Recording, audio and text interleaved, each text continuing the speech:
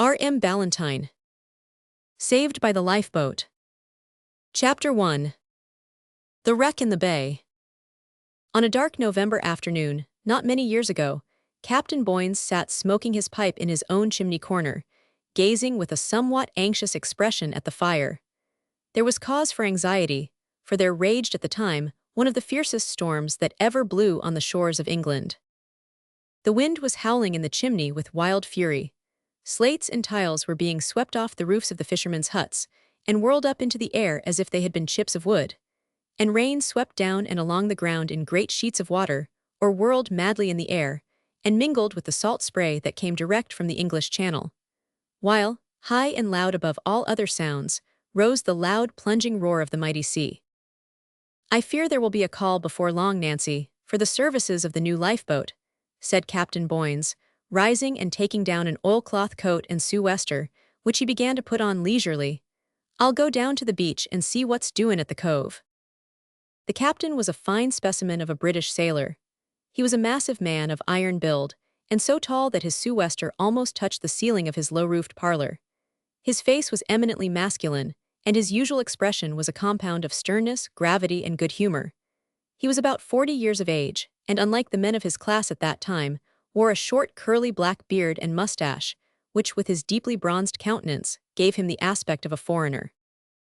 "God help those on the sea," said Mrs. Boynes, in reply to her husband's remark.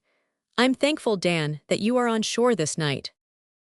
Nancy was a good-looking, ladylike woman of 33 or thereabouts, without anything particularly noteworthy about her. She was busy with her needle at the time we introduce her, and relapsed into silence, while her stalwart husband pulled on a pair of huge sea boots. "Did you hear a gun, Nancy?" cried the captain as a terrific blast shook every timber in the cottage. "There, ain't that it again?" Nancy listened intently, but could hear nothing save the raging of the storm. The captain completed his toilet, and was about to leave the room when the door suddenly burst open, and a lad of about 14 years of age sprang in. "Father," he cried, his eyes flashing with excitement, "there's a brig on the sands, and they are going to launch the new lifeboat." "Whereaway ist, lad?" asked Boynes as he buttoned up his coat. "To leeward of the breakwater." "Oh, Harry, don't be too venturesome," cried Mrs. Boynes earnestly, as her strapping boy was about to follow his father out into the pelting storm. Harry, who was tall and strong for his age, and very like his father in many respects, turning round with a hearty smile, cried, "No fear, mother," and next instant was gone. The scene on the beach when father and son reached it was very impressive. So furious was the gale that it tore up sand and gravel, and hurled it against the faces of the hardy men who dared to brave the storm. At times there were blasts so terrible that a wild shriek, as if of a storm fiend, rent the air, and flakes of foam were whirled madly about. But the most awful sight of all was the seething of the sea as it advanced in a succession of great breaking rollers into the bay, and churned itself white among the rocks. Out among these billows, scarce visible in the midst of the conflicting elements, were seen the dark hull, shattered masts, and riven sails of a large brig, over which the waves made clear breaches continually. In the little harbor of the seaport, which was named Coverley, a number of strong men were engaged in hastily launching a new lifeboat, which had been placed at that station only 3 weeks before, while, clustering about the pier, and behind every sheltered nook along the shore, were hundreds of excited spectators, not a few of whom were women. Much earnest talk had there been among the gossips in the town when the lifeboat referred to arrived. Deep, and nautically learned, were the discussions that had been held as to her capabilities, and great the longing for a stiffish gale in order that her powers might be fairly tested in rough weather. For in those days lifeboats were not so numerous, as, happily, they now are. Many of the townspeople had only heard of such boats. Few had seen, and not one had ever had experience of them. After her arrival, the weather had continued tantalizingly calm and fine until the day of the storm above referred to, when at length it changed, and a gale burst forth with such violence that the bravest men in the place shook their heads, and said that no boat of any kind whatever could live in such a sea. When, however, the brig before referred to was seen to rush helplessly into the bay, and to strike on the sands where the seas ran most furiously, all lent a willing hand to launch the new lifeboat into the harbor, and a few men, leaping in, pulled her across to the stairs near the entrance, where a number of seamen were congregated, holding on under the lee of the parapet wall and gazing anxiously at the fearful scene outside. "Impossible," said one. "No boat could live in such a sea for half a minute. The moment she shows her nose outside the breakwater she'll capsize," observed another. "We'll have to risk it anyhow," remarked a stout young fellow, "for I see men in the foreshrouds of the wreck, and I for one won't stand by and see them lost while we've got a lifeboat by us. Why, what's the use callin' it a lifeboat if it can't do more than other boats?" As he spoke there came an unusually furious gust, which sent a wave right over the pier, and well nigh swept away one or two of them. The argument of the storm was more powerful than that of the young sailor. No one responded to his appeal, and when the boat came alongside the stairs, none moved to enter her except himself. "That's right, Bob Gaston," cried one of the 4 men who had jumped into the boat when she was launched. "I knowed you would be the first." "And I won't be the last either," said young Gaston, looking back at the men on the pier with a smile. "Right, lad," cried Captain Boynes, who came up at the instant and leaped into the boat. "Come, lads, we want 4 more hands. No, Harry," he added, pushing back his son. "Your arms are not yet strong enough. Come, lads, we've no time to lose." As he spoke, a faint cry was heard coming from the wreck, and it was seen that one of the masts had gone by the board, carrying, it was feared, several poor fellows along with it. Instantly there was a rush to the lifeboat. All thought of personal danger appeared to have been banished from the minds of the fishermen when the cry of distress broke on their ears. The boat was overmanned, and old Jacobs, the coxswain, had to order several of them to go ashore again. In another minute they were at the mouth of the harbor, and the men paused an instant as if to gather strength for the mortal struggle before quitting the shelter of the breakwater and facing the fury of wind and waves. "Give way, lads, give way," shouted old Jacobs as he stood up in the stern sheets and grasped the steering oar. The men bent to the oars with all their might, and the boat leaped out into the boiling sea. This was not one of those splendid boats which now line the shores of the United Kingdom. Nevertheless, it was a noble craft, one of the good, stable, insubmergible and self-emptying kind which were known as the Great Head lifeboats, and which for many years did good service on our coasts. It sat on the raging waters like a swan, and although the seas broke over it again and again, it rose out of the water buoyantly, and with the brine pouring from its sides, kept end on to the seas, surmounting them or dashing right through them, while her gallant crew strained every muscle and slowly urged her on towards the wreck. At first the men on shore gazed at her in breathless anxiety, expecting every moment to see her overturned and their comrades left to perish in the waves. But when they saw her reappear from each overwhelming billow, their hearts rose with a rebound, and loud prolonged huzzas cheered the lifeboat on her course. They became silent again, however, when distance and the intervening haze of spray and rain rendered her motions indistinct, and their feelings of anxiety became more and more intense as they saw her draw nearer and nearer to the wreck. At last they reached it, but no one on the pier could tell with what success their efforts were attended. Through the blinding spray they saw her faintly, now rising on the crest of a huge wave, then overwhelmed by tons of water. At last she appeared to get close under the stern of the brig, and was lost to view. "They're all gone," said a fisherman on the pier, as he wiped the salt water off his face. "I knowed that no boat that ever was built could live in that sea." "You don't know much yet, Bill, 'bout anything a'most," replied an old man near him. "Why, I've seed boats in the East, not much better than 2 planks, as could go through a worse surf than that." "Maybe so," retorted Bill, "but I know Hallo, is that her coming off?" "That's her," cried several voices. "All right, my hearties." "Not so sure o' that," observed another of the excited band of men who watched every motion of the little craft intently. "There, why I do believe there are more in her now than went out in her. What think ye, Dick?" Dick did not reply, for by that time the boat, having got clear of the wreck, was making for the shore, and the observers were all too intent in using their eyes to make use of their tongues. Coming as she did before the wind, the progress of the lifeboat was very different from what it had been when she set out. In a few minutes she became distinctly visible, careering on the crest of the waves towards the harbor mouth, and then it was ascertained beyond doubt that some at least, if not all, of the crew of the brig had been rescued.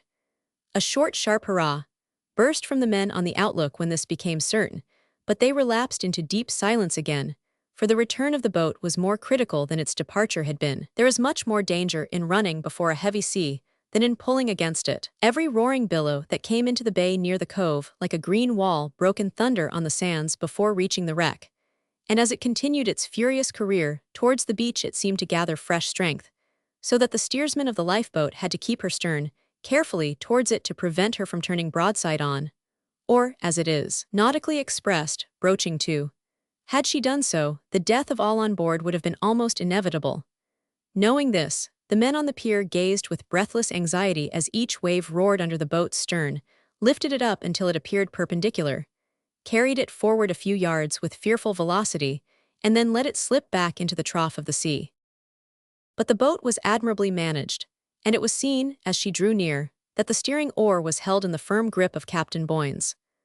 On it came before the gale with lightning speed towards the harbor mouth, and here a new danger had to be faced, for the entrance was narrow, and the seas were sweeping not into but athwart it, thereby rendering the danger of being dashed against the pier end very great indeed. Missed it burst from several mouths as the boat flew round the head of the breakwater, and was overwhelmed by a heavy sea which rendered her for one moment unmanageable. But almost as soon as filled, she was again emptied through the discharging tubes in her floor. "No fear of father missing it," exclaimed young Harry Boynes, with a proud look and flashing eye as he saw the stalwart form of the captain standing firm in the midst of the foam, with his breast pressed hard against the steering oar. "Back your starboard oars, hold water hard," shouted several voices. "She's round, hurrah!" cried Harry, as the boat almost leaped out of the foam and sprang into the comparatively smooth water at the harbor mouth. The rowers gave vent to a short shout of triumph, and several worn, exhausted seamen in the bottom of the boat were seen to wave their hands feebly. At the same time, Captain Boynes shouted in a deep, loud voice, "All saved, thank God," as they swept towards the land. Then did there arise from the hundreds of people assembled on and near the pier a ringing cheer, the like of which had never been heard before in Coverley. Again and again, it was repeated, while the lifeboat shot up on the beach, and was fairly dragged out of the sea, high and dry, by many eager hands that were immediately afterwards extended to assist the saved crew of the brig to land. "Are all saved, father?" asked Harry Boynes, who was first at the side of the boat. "Aye, lad, everyone. 15 all told, includin' a woman and a little girl. Lend a hand to get the poor things up to our house, Harry," said the captain, lifting the apparently inanimate form of a young girl over the side as he spoke. "She ain't dead, only benumbed a little with the cold." Many hands were stretched out, but Harry thrust all others aside, and, receiving the light form of the child in his strong arms, bore her off to his father's cottage, leaving his comrades to attend to the wants of the others. "Oh, Harry," exclaimed Mrs. Boynes when her son burst into the house, "is your father safe?" "Aye, safe and well," he cried. "Look sharp, mother, get hot blankets and things ready, for here's a little girl almost dead with cold. She has just been rescued from a wreck saved by the new lifeboat." Chapter 2 describes a merchant and his God, and concludes with a message from the sea. A close-fisted, hard-hearted, narrow-minded, poor-spirited man was John Webster, Esquire, merchant and shipowner of Ingot Lane, Liverpool. And yet he was not altogether without good points. Indeed, it might be said of him that if he had been reared under more favorable circumstances, he might have been an ornament to society and a blessing to his country. For he was intelligent and sociable, and susceptible to some extent of tender influences, when the indulging of amiable feelings did not interfere with his private interests. In youth he had even gone the length of holding some good principles, and was known to have done one or two noble things. But all this had passed away, for as he grew older the hopeful springs were dried up, one, by an all-absorbing passion, the love of money, which ultimately made him what he was, a disgrace to the class to which he belonged, and literally, though not, it would seem, in the eye of law, a wholesale murderer.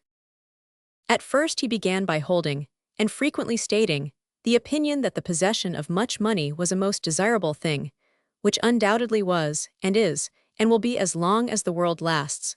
Perfectly true, if the possession be accompanied with God's blessing. But Mr. Webster did not even pretend to look at the thing in that light. He scorned to make use of the worldly man. Of course, when that idea was sometimes suggested to him by Christian friends. On the contrary, he boldly and coldly asserted his belief that God, if there was a God at all, did not interfere in such matters, and that for his part, he would be quite satisfied to let anybody else who wanted it have the blessing if he only got the money. And so it pleased God to give John Webster much money without a blessing.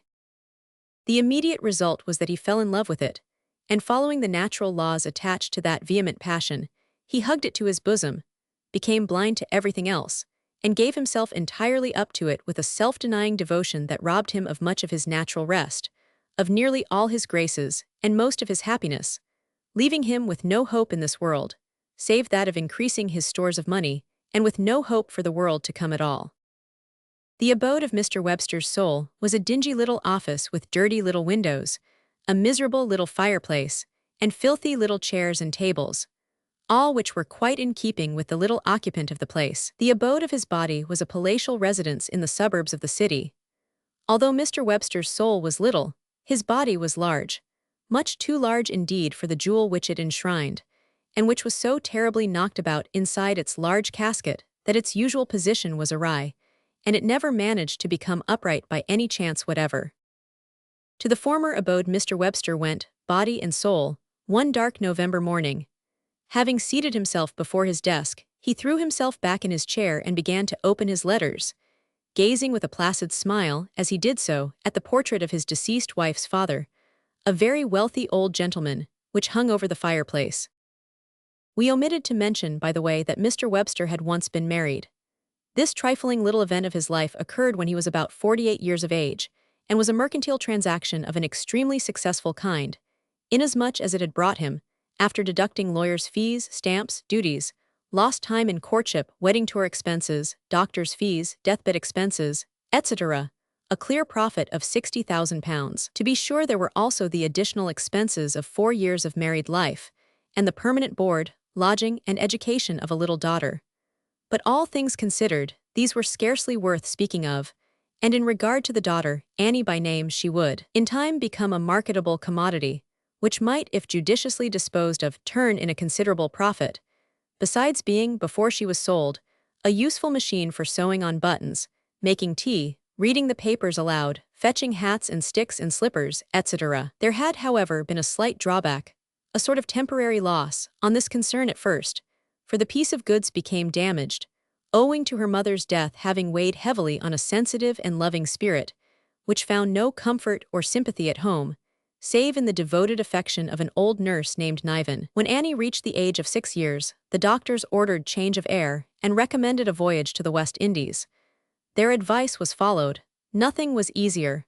Mr. Webster had many ships on the sea. These were of 2 classes. The first class consisted of good, new, well-found and manned ships, with valuable cargoes on board which were anxiously watched and longed for. The second class comprised those which were old, worn out, and unseaworthy, and which, being insured beyond their value, might go to the bottom when they pleased. One of the best of the first class was selected, the Water Lily, A1 on Lloyd's, and in it Annie, with her nurse, was sent to sea for the benefit of her health. The parting was a somewhat important event in Mr. Webster's life, for it convinced him, to his own surprise, that his power to love a human being was not yet utterly gone. Annie's arms clasped convulsively round his neck at the moment of parting, her sobbing, "Goodbye, darling papa," had stirred depths which had lain unmoved almost from the days of early manhood. But the memory of this passed away as soon as he turned again to gaze upon the loved countenance of his yellow mistress. The voyage did Annie much good. The short residence in Demerara, while the vessel was discharging cargo and reloading, wrought wonders, and a letter, forwarded by a ship that sailed a short time after their arrival in foreign parts, told Mr. Webster that he might expect to see his daughter home again, sound and well, in a month or 2 at the farthest. But to return from this digression to the abode of Mr. Webster's soul. Having looked at the portrait of his late wife's father for a moment and smiled, he glanced at the letter in his hand and frowned. Not because he was displeased, but because the writing was cramped and difficult to read. However, the merchant was accustomed to receive such letters from seafaring men on many subjects of interest. He therefore broke the seal and set himself patiently to decipher it. Immediately his countenance became ghastly pale, then it flushed up and became pale again, while he coughed and gasped once or twice, and started up and sat down abruptly. In fact, Mr. Webster exhibited all the signs of having received a severe shock, and an eyewitness might have safely concluded that he had just read the news of some great mercantile loss. So it was in one sense, but that was not the ordinary sense. The letter in question was in the handwriting of a fussy officious, bumble friend of the wealthy man who dwelt in the town of Coverley. It ran as follows.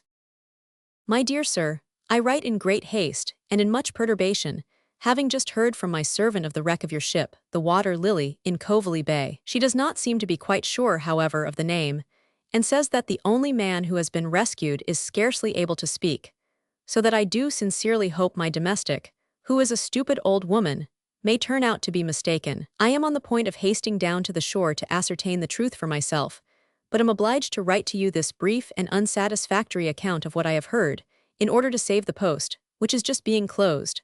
You shall hear from me again, of course, by the next mail. I remain, my dear sir, in much anxiety, your most obedient humble servant, Joseph Dowler. It chanced that at the moment the above letter was handed to the postmaster, and while the wax was being melted before the final sealing of the postbag, a sailor lad, drenched to the skin and panting vehemently, dashed into the office. Stop, stop, he cried, a letter about the wreck, the Water Lily, to the owners, not too late, I hope. No, no, just in time, here in with it, they're all right, now Jim, off with E. The postman jumped on his vehicle, the whip cracked, and in another minute the Royal Mail was gone. Thus it came to pass that 2 epistles reached Mr. Webster that morning from Coverley, but in the extreme agitation of his spirit, he did not observe the other letter, which lay among the usual morning mass that still awaited examination. After reading the letter twice, and turning it over with trembling hands, as if he wished there were more in it, he pronounced a deep malediction on his humble friend, and rang the bell for his confidential clerk, who was an unusually meek, mild, and middle-aged little man, with a bald head, a deprecatory expression of countenance, and a pen behind his ear. Mr. Grinder, said Mr. Webster, putting strong constraint on himself, and pretending to be quite composed, a letter from Coverley informs me that it is feared the Water Lily has been wrecked in. The Water Lily, sir, exclaimed Grinder, starting as if he had received an electric shock. I spoke audibly, did I not? Said Mr. Webster, turning with a sharp look on his confidential clerk. Ye is, sir, but I missen. The poor man could get no further, being of a timid, nervous temperament, and Mr. Webster, paying no attention to his remark, was going on to say that he intended to go by the mail to Coverley without delay to ascertain the truth for himself, when he was interrupted by the confidential clerk, who exclaimed in a burst of agitation. There were 2 letters, sir, from Coverley this morning. Did you read? He stopped, for already his employer had sought for, found, and torn open the second epistle, which was written in a fair, legible hand. It ran thus. Sir, my father, Captain Boynes, directs me to inform you that your daughter, Miss Annie, has been saved from the wreck of your brig, the Water Lily, which ran aground here this afternoon, and has become a total wreck. Your daughter's nurse and the crew have also been rescued by our new lifeboat, which is a noble craft, and with God's blessing, will yet do good service on this coast. I have pleasure in adding, from myself, that it was my father who rescued your child. She fell into the sea when being passed from the wreck into the boat, and sank, but my father dived and brought her up in safety.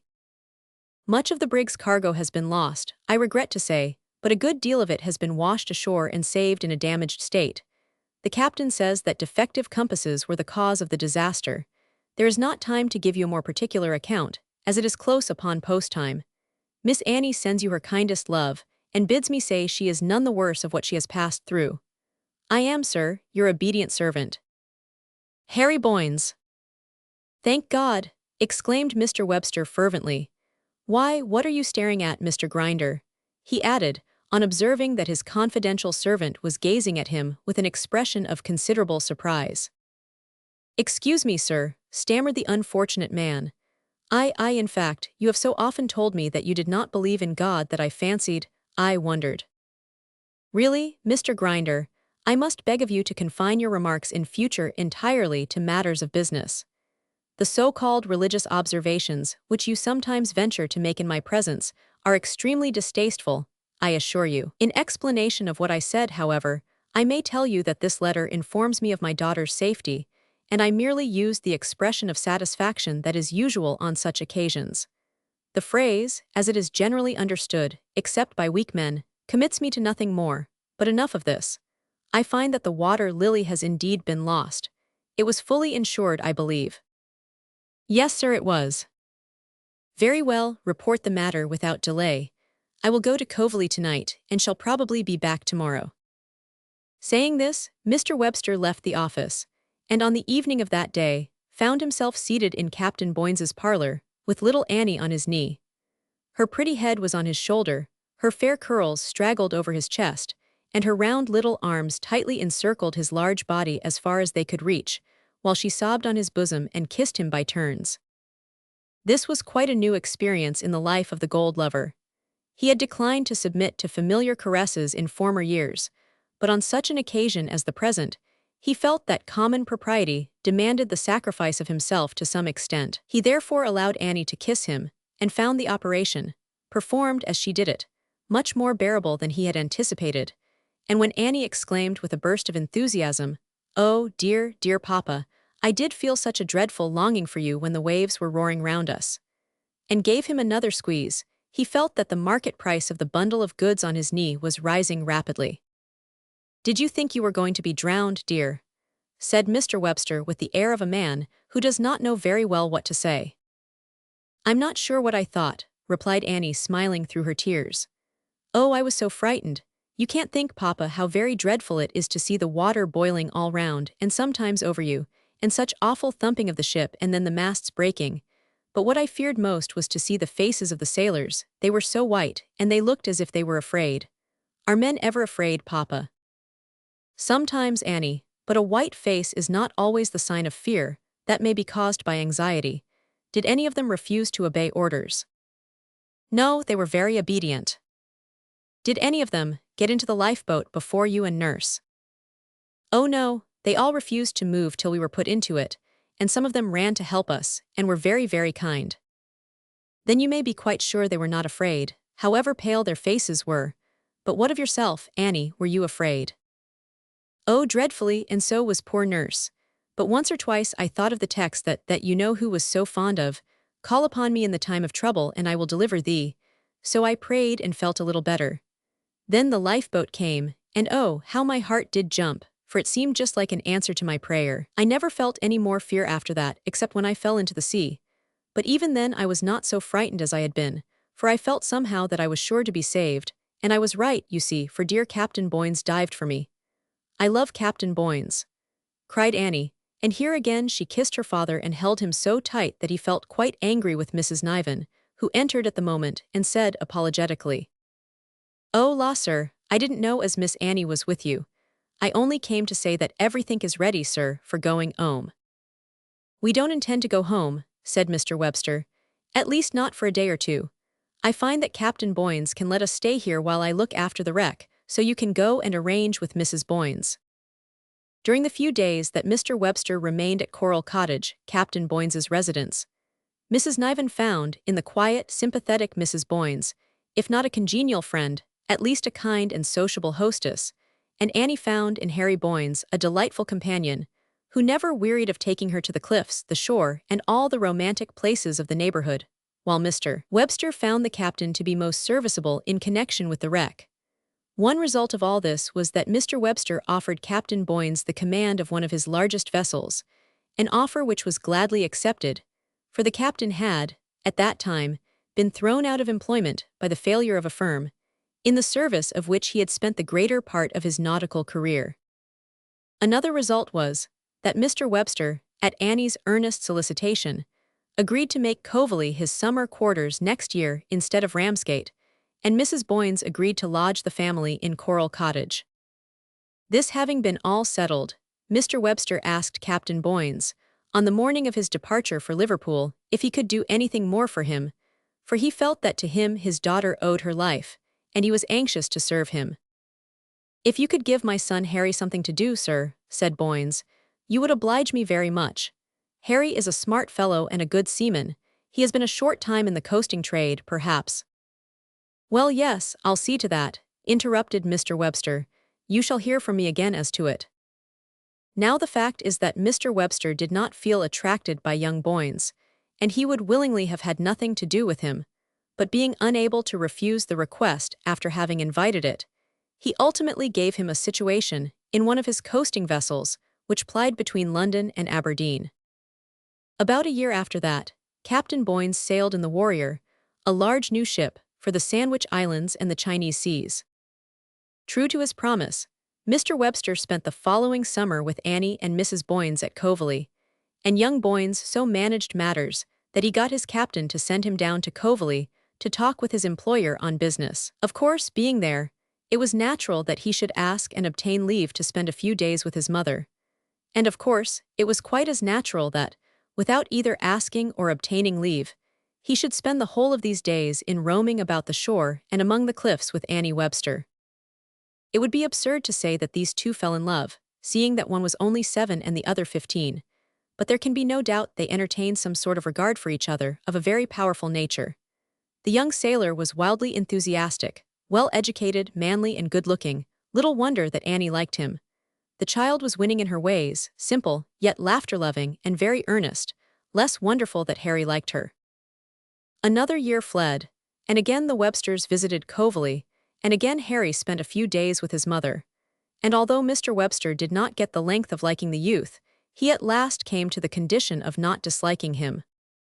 Year followed year, and still, each summer, Annie pressed her father to return to the old place, and he agreed, chiefly because it mattered little to him where he went. He regarded the summer trip in the light of a penance, to be paid for the sin of being a member of society and the head of a household, and placed every minute so wasted to the debit of the profit and loss account in the mental ledger of his life's affairs. For it must not be supposed that Mr. Webster's character was changed by the events which followed the rescue of his child from the sea. True, he had been surprised out of his habitual hardness for a short time, but he soon relapsed, if not quite back to the old position, at least so near to it that the difference was not appreciable. As time ran on, men begun to look for the return of the Warrior, but that vessel did not make her appearance. Then they began to shake their heads and to grow prophetic, while those who were most deeply interested in the human beings who manned her became uneasy. "Don't fret over it," said Harry one day to his mother, in a kind, earnest tone. "You may depend upon it, father will turn up yet and surprise us. He never lost a ship in his life, and he has sailed in worse ones than the Warrior by a long way." "It may be so," replied Mrs. Boynes sadly, "but it is a long, long time since he went away. God's will be done. Whether he gives or takes away, I shall try to bless his name." At last Harry gave over attempting to comfort his mother, for he began to fear that his father's ship was destined to be placed on the dark, dreary list of those of which it is sometimes said, with terrible brevity, in the newspapers, "She sailed from port on such and such a day, and has not since been heard of."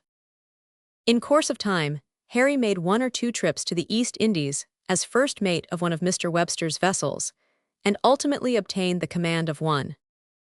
At last a day came when there appeared in a Welsh newspaper a paragraph which ran thus: "A message from the sea, a bottle, corked and sealed, was found by a woman on the beach, above Conway, North Wales. Inside was a letter containing the following: Latitude 44, longitude 15, off Tierra del Fuego.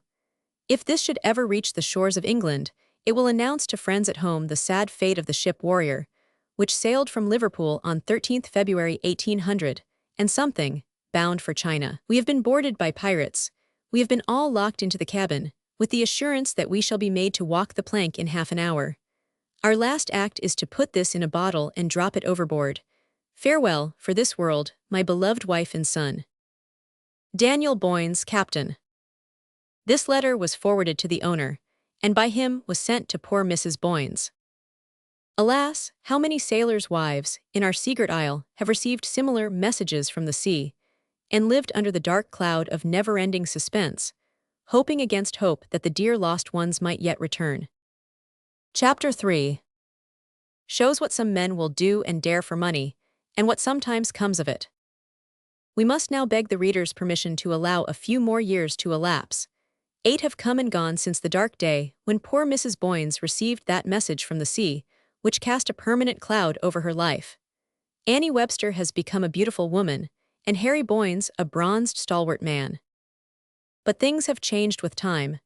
These two seldom meet now, in consequence of the frequent absence of the latter on long voyages, and when they do meet, there is not the free, frank intercourse that there used to be. In fact, Mr. Webster had long ago begun to suspect that his daughter's regard for the handsome young sailor was of a nature that bade fair to interfere with his purposed mercantile transactions in reference to her, so he wisely sent him off on voyages of considerable length, hoping that he might chance to meet with the same fate as his father, and wound up by placing him in command of one of his largest and most unseaworthy East Indiamen, in the full expectation that both captain and vessel would go to the bottom together, and thus enable him, at one stroke, to make a good round sum out of the insurance offices and get rid of a troublesome servant. Gloating over these and kindred subjects, Mr. Webster sat one morning in his office mending a pen, and smiling in a sardonic fashion to the portrait of his deceased wife's father, when a tap came to the door, and Harry Boynes entered. "I have come, sir," he said, "to tell you that the repairs done to the Swordfish are not by any means sufficient. There are at least. Please do not waste time, Captain Boynes, by entering upon details," said Mr. Webster, interrupting him with a bland smile. "I am really quite ignorant of the technicalities of shipbuilding. If you will state the matter to Mr. Cooper, whom I employ expressly for—" "But, sir," interrupted Harry with some warmth, "I have spoken to Mr. Cooper, and he says the repairs are quite sufficient." "Well then, I suppose they are so." "I assure you, sir," rejoined Harry, "they are not. And as the lives of passengers as well as men depend upon the vessel being in a seaworthy condition, I do trust that you will have her examined by some one more competent to judge than Mr. Cooper." "I have no doubt of Mr. Cooper's competence," returned Mr. Webster, "but I will order a further examination, as you seem so anxious about it. Meanwhile, I hope that the ship is being got ready for sea as quickly as possible." "There shall be no delay on my part, sir," said Harry, rising.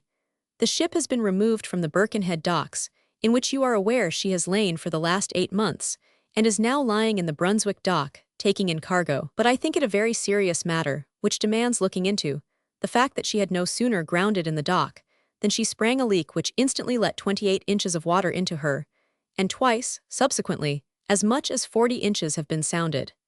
Yet no repairs worthy of the name have been made.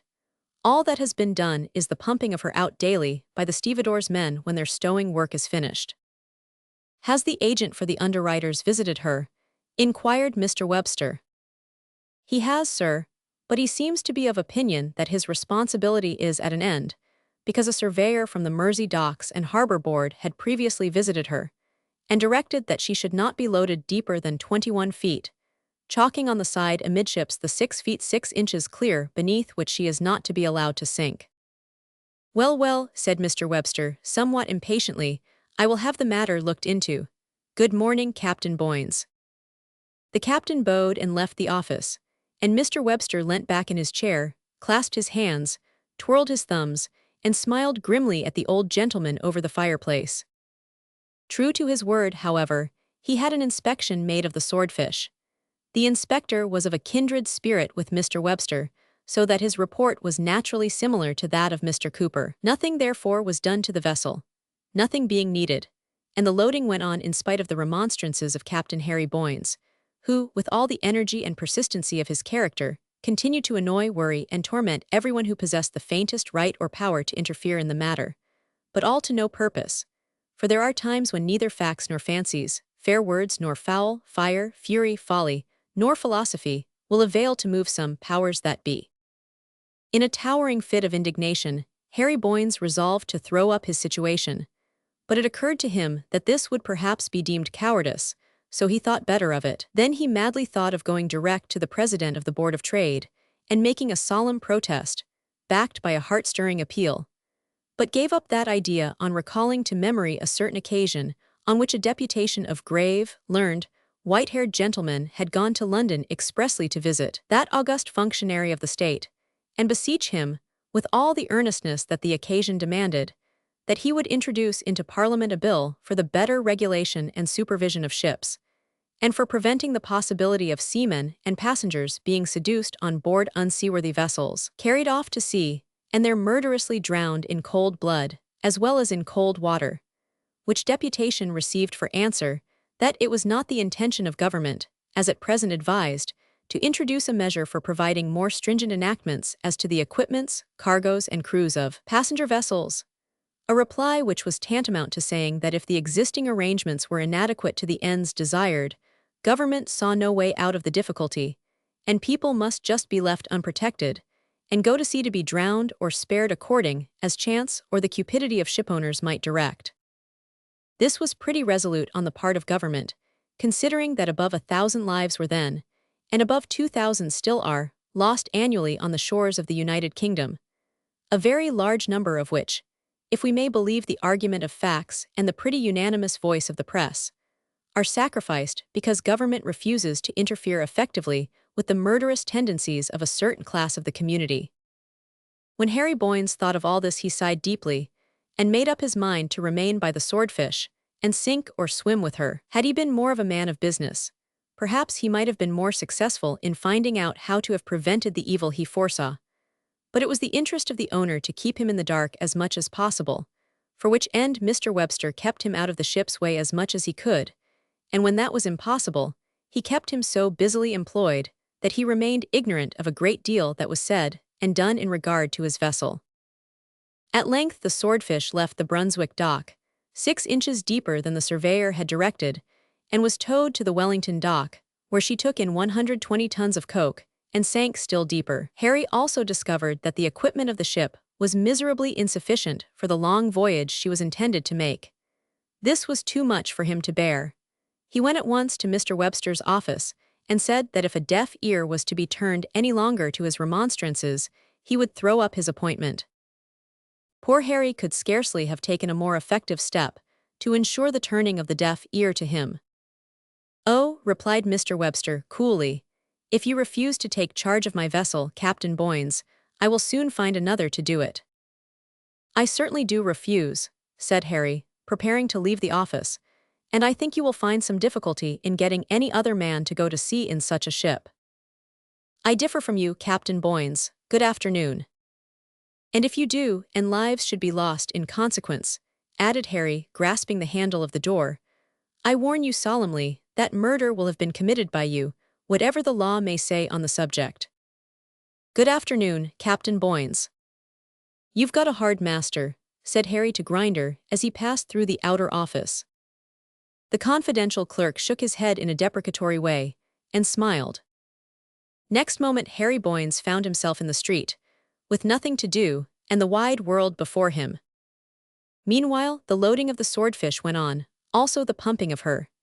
That same day she was visited by a surveyor from the Underwriters' Association, who found her only 5 feet clear above water and still taking in cargo.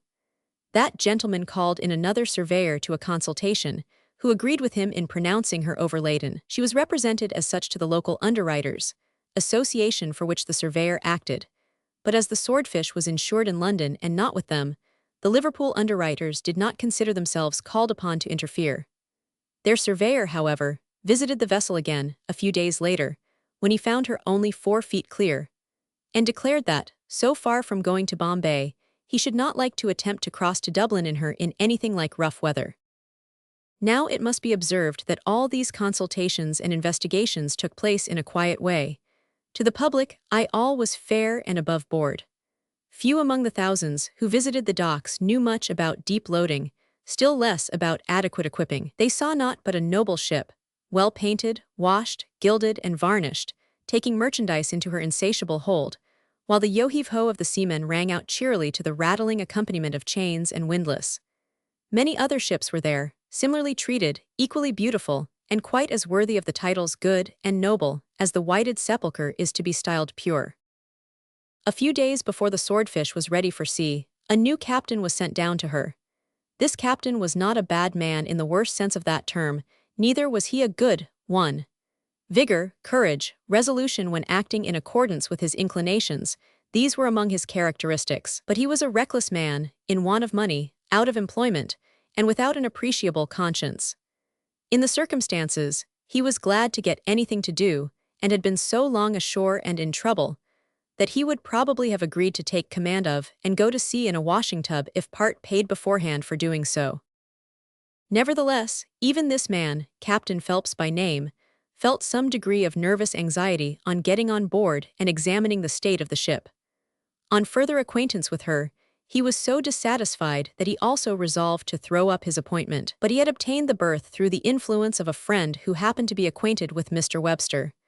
This friend wrote him a stern letter, saying, if he ventured to do as he proposed, he should never have a ship out of Liverpool again, as long as he, the friend, could prevent it. Captain Phelps was one of those angry men of iron mold, who appear to take pleasure in daring fate to do her worst. On receipt of the letter, he swore with an awful oath that he would now go to sea in the Swordfish, even if he knew she would go to the bottom in 24 hours after weighing anchor.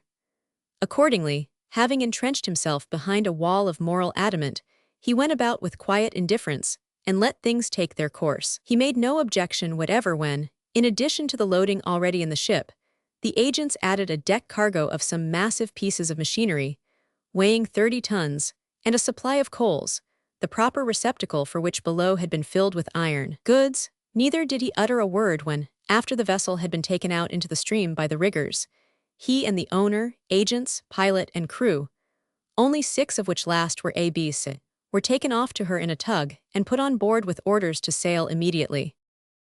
Only a few passengers were going.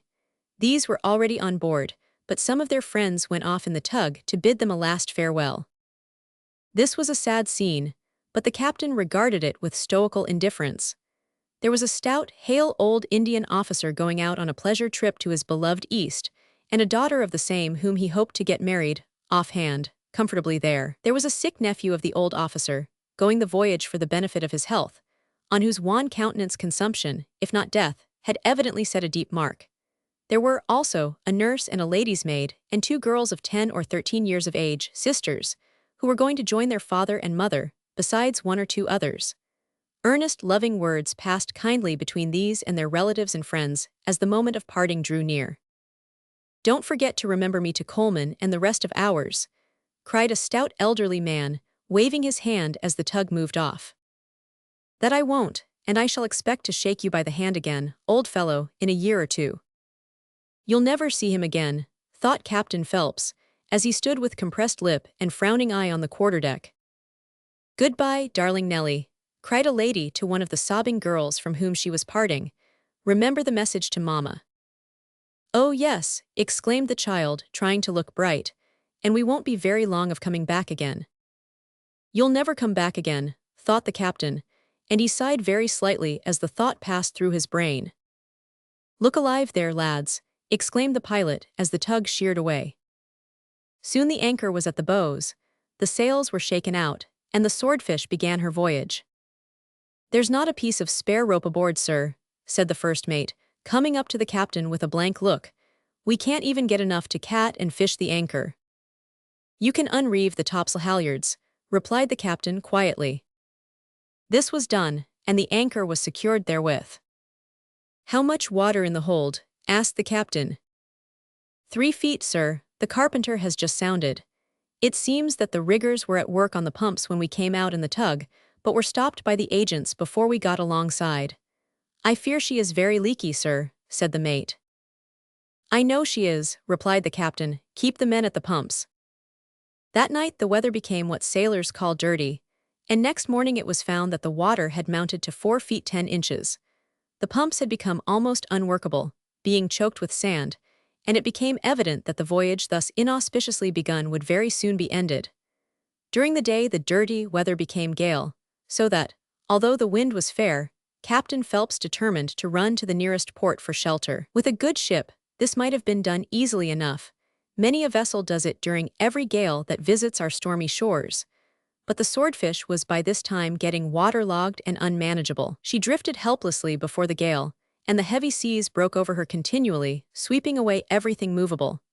Another night passed, and next morning, Sunday, it became plain that she was settling down, so the captain gave orders to get out the longboat, and told the passengers to get ready. Day had broken some time before this, but the weather was still so thick that nothing could be seen. "Take a cast of the lead," said the captain. "Aye, aye, sir," was the prompt reply, but before the order could be obeyed, the roar of breakers was heard above the howling of the storm, and the shout, "Land on the port bow." was instantly followed by "down with the helm," and other orders hurriedly given by the captain and hastily obeyed by the men. All too late, the ship was embayed. As if to make their position more painful, the mists cleared partially away and revealed the green fields and cottages on shore, with the angry sea, an impassable cauldron of boiling foam between. Another instant and the ship struck with a convulsive quiver from stem to stern. The billows flew madly over her, the mainmast went by the board, carrying 2 of the men to their doom along with it, and the Swordfish, bound for Bombay, was cast, a total wreck, upon the coast of Cornwall. Chapter 4. The Rescue. Fortunate is it for this land that those who war for evil and those who fight for good do so side by side, and well is it for poor humanity that the bane and the antidote grow together. The misanthrope sends his poisonous streams throughout the land, but the philanthropist erects his dams everywhere to stem the foul torrents and turn them aside. The infidel plants unbelief with reckless hand far and wide, but the Christian scatters the word broadcast over the land. The sordid shipowner strews the coast with wreck and murdered fellow creatures. But thank God, the righteous shipowner, along with other like-minded men, sends forth a fleet of lifeboats from almost every bay and cove along the shore to rob the deep of its prey and rescue the perishing. In the bay where the Swordfish was stranded there chanced to be a lifeboat. Most of her noble crew were, at the time the vessel struck, in chapel, probably engaged in singing the hymns of the great John Wesley, or listening to the preaching of the old story of the salvation of souls through faith in Jesus Christ. But there were bodies to be saved that day as well as souls, and the stout arms of the lifeboat crew were needed.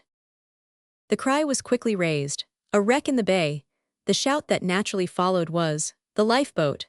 A stalwart Cornish gentleman sprang from his pew to serve his master in another field. He was the honorary local secretary of the Lifeboat Institution, a man brimful of physical energy, and with courage and heart for every good work. No time was lost. 6 powerful horses were procured so quickly that it seemed as if they had started ready harnessed into being. Willing hands dragged the lifeboat, mounted on its carriage, from its shed. The horses were attached, and a loud cheer arose as the huge craft was whirled along the road towards the bay. The scene of the wreck was a mile distant, and a large town had to be traversed on the way thither. Hundreds of worshippers were on the streets, returning home, with chastened thoughts and feelings perchance, from church and chapel. There was excitement, however, in their looks, for the echo of that cry, "The lifeboat," had reached the ears of many, and eager inquiries were being made. Presently the lifeboat itself, with all its peculiar gear, came thundering through the town, rudely dispelling, for a few moments, the solemnity of the Sabbath day. Hundreds of men, women, and children followed in its train, and hundreds more joined at every turn of the main thoroughfare. A wreck in the bay, crew in the rigging, mainmast gone, she can't hold long together in such a sea, we'll be in time yet, hurrah! Such were some of the exclamations heard on all sides as the rescuers dashed along, and the excited multitude irresistibly followed. Even females ventured to join the throng, and, holding shawls tightly round their heads and shoulders, went down on the exposed sands and faced the pelting storm. In less than half an hour after the alarm was given, the lifeboat swept down to the beach.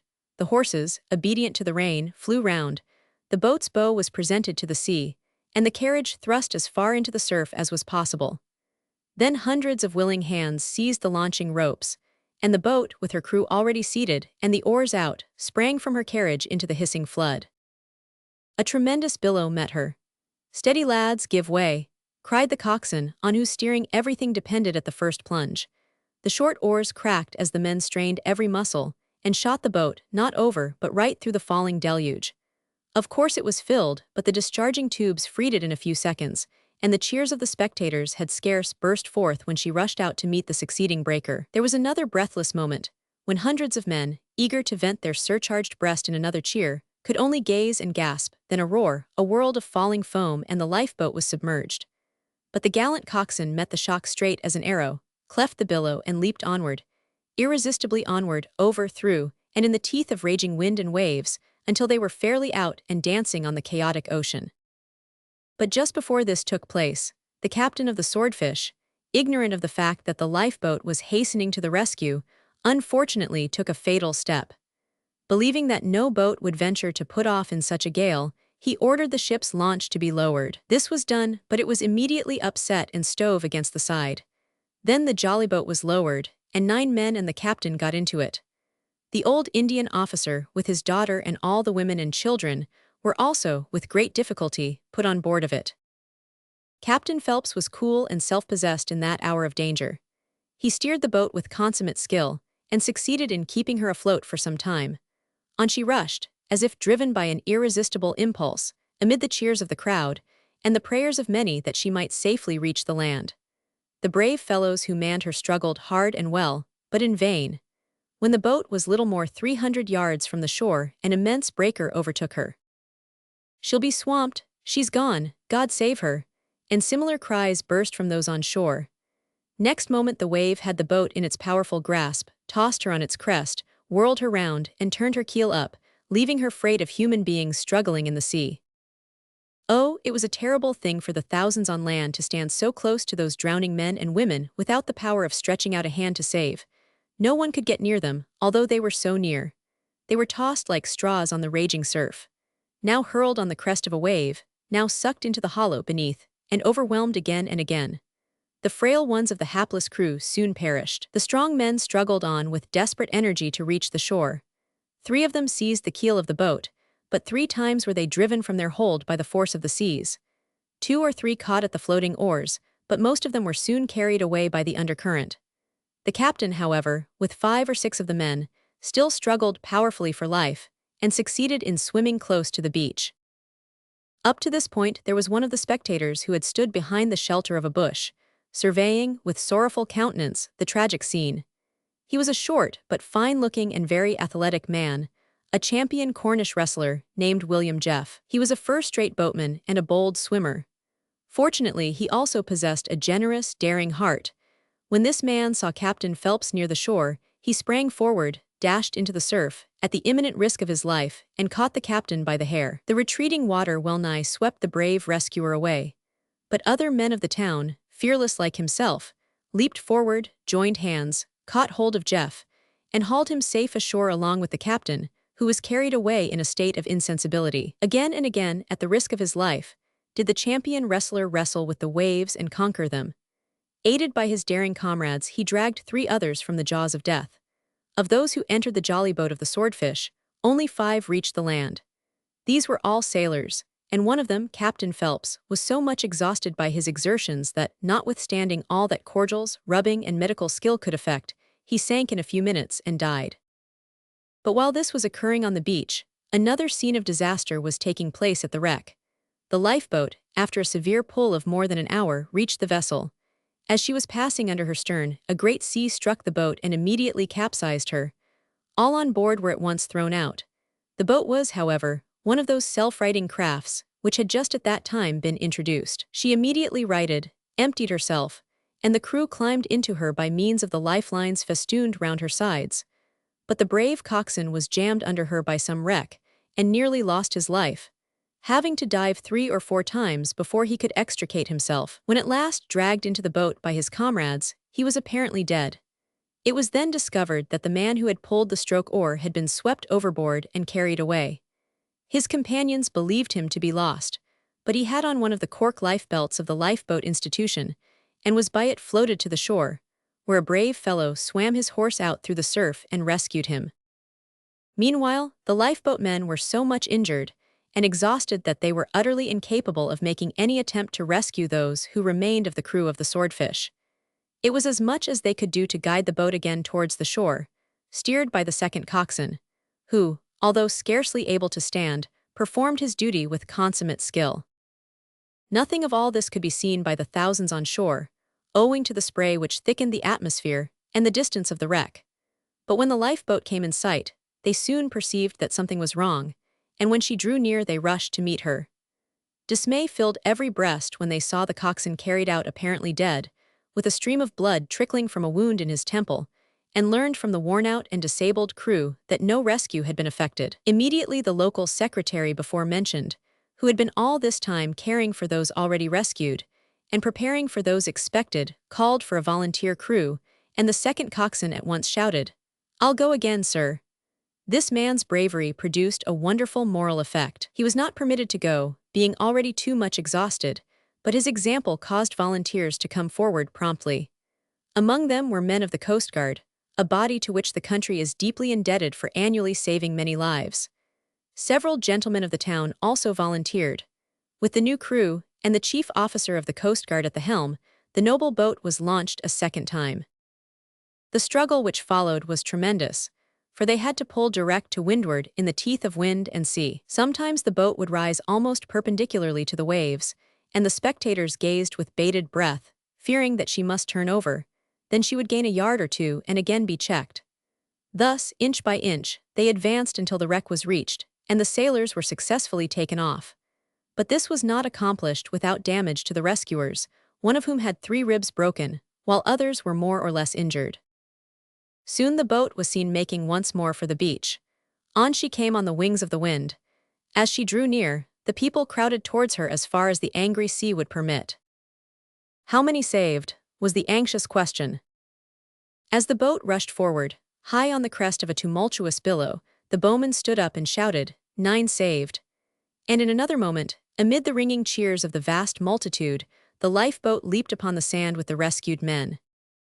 9 saved.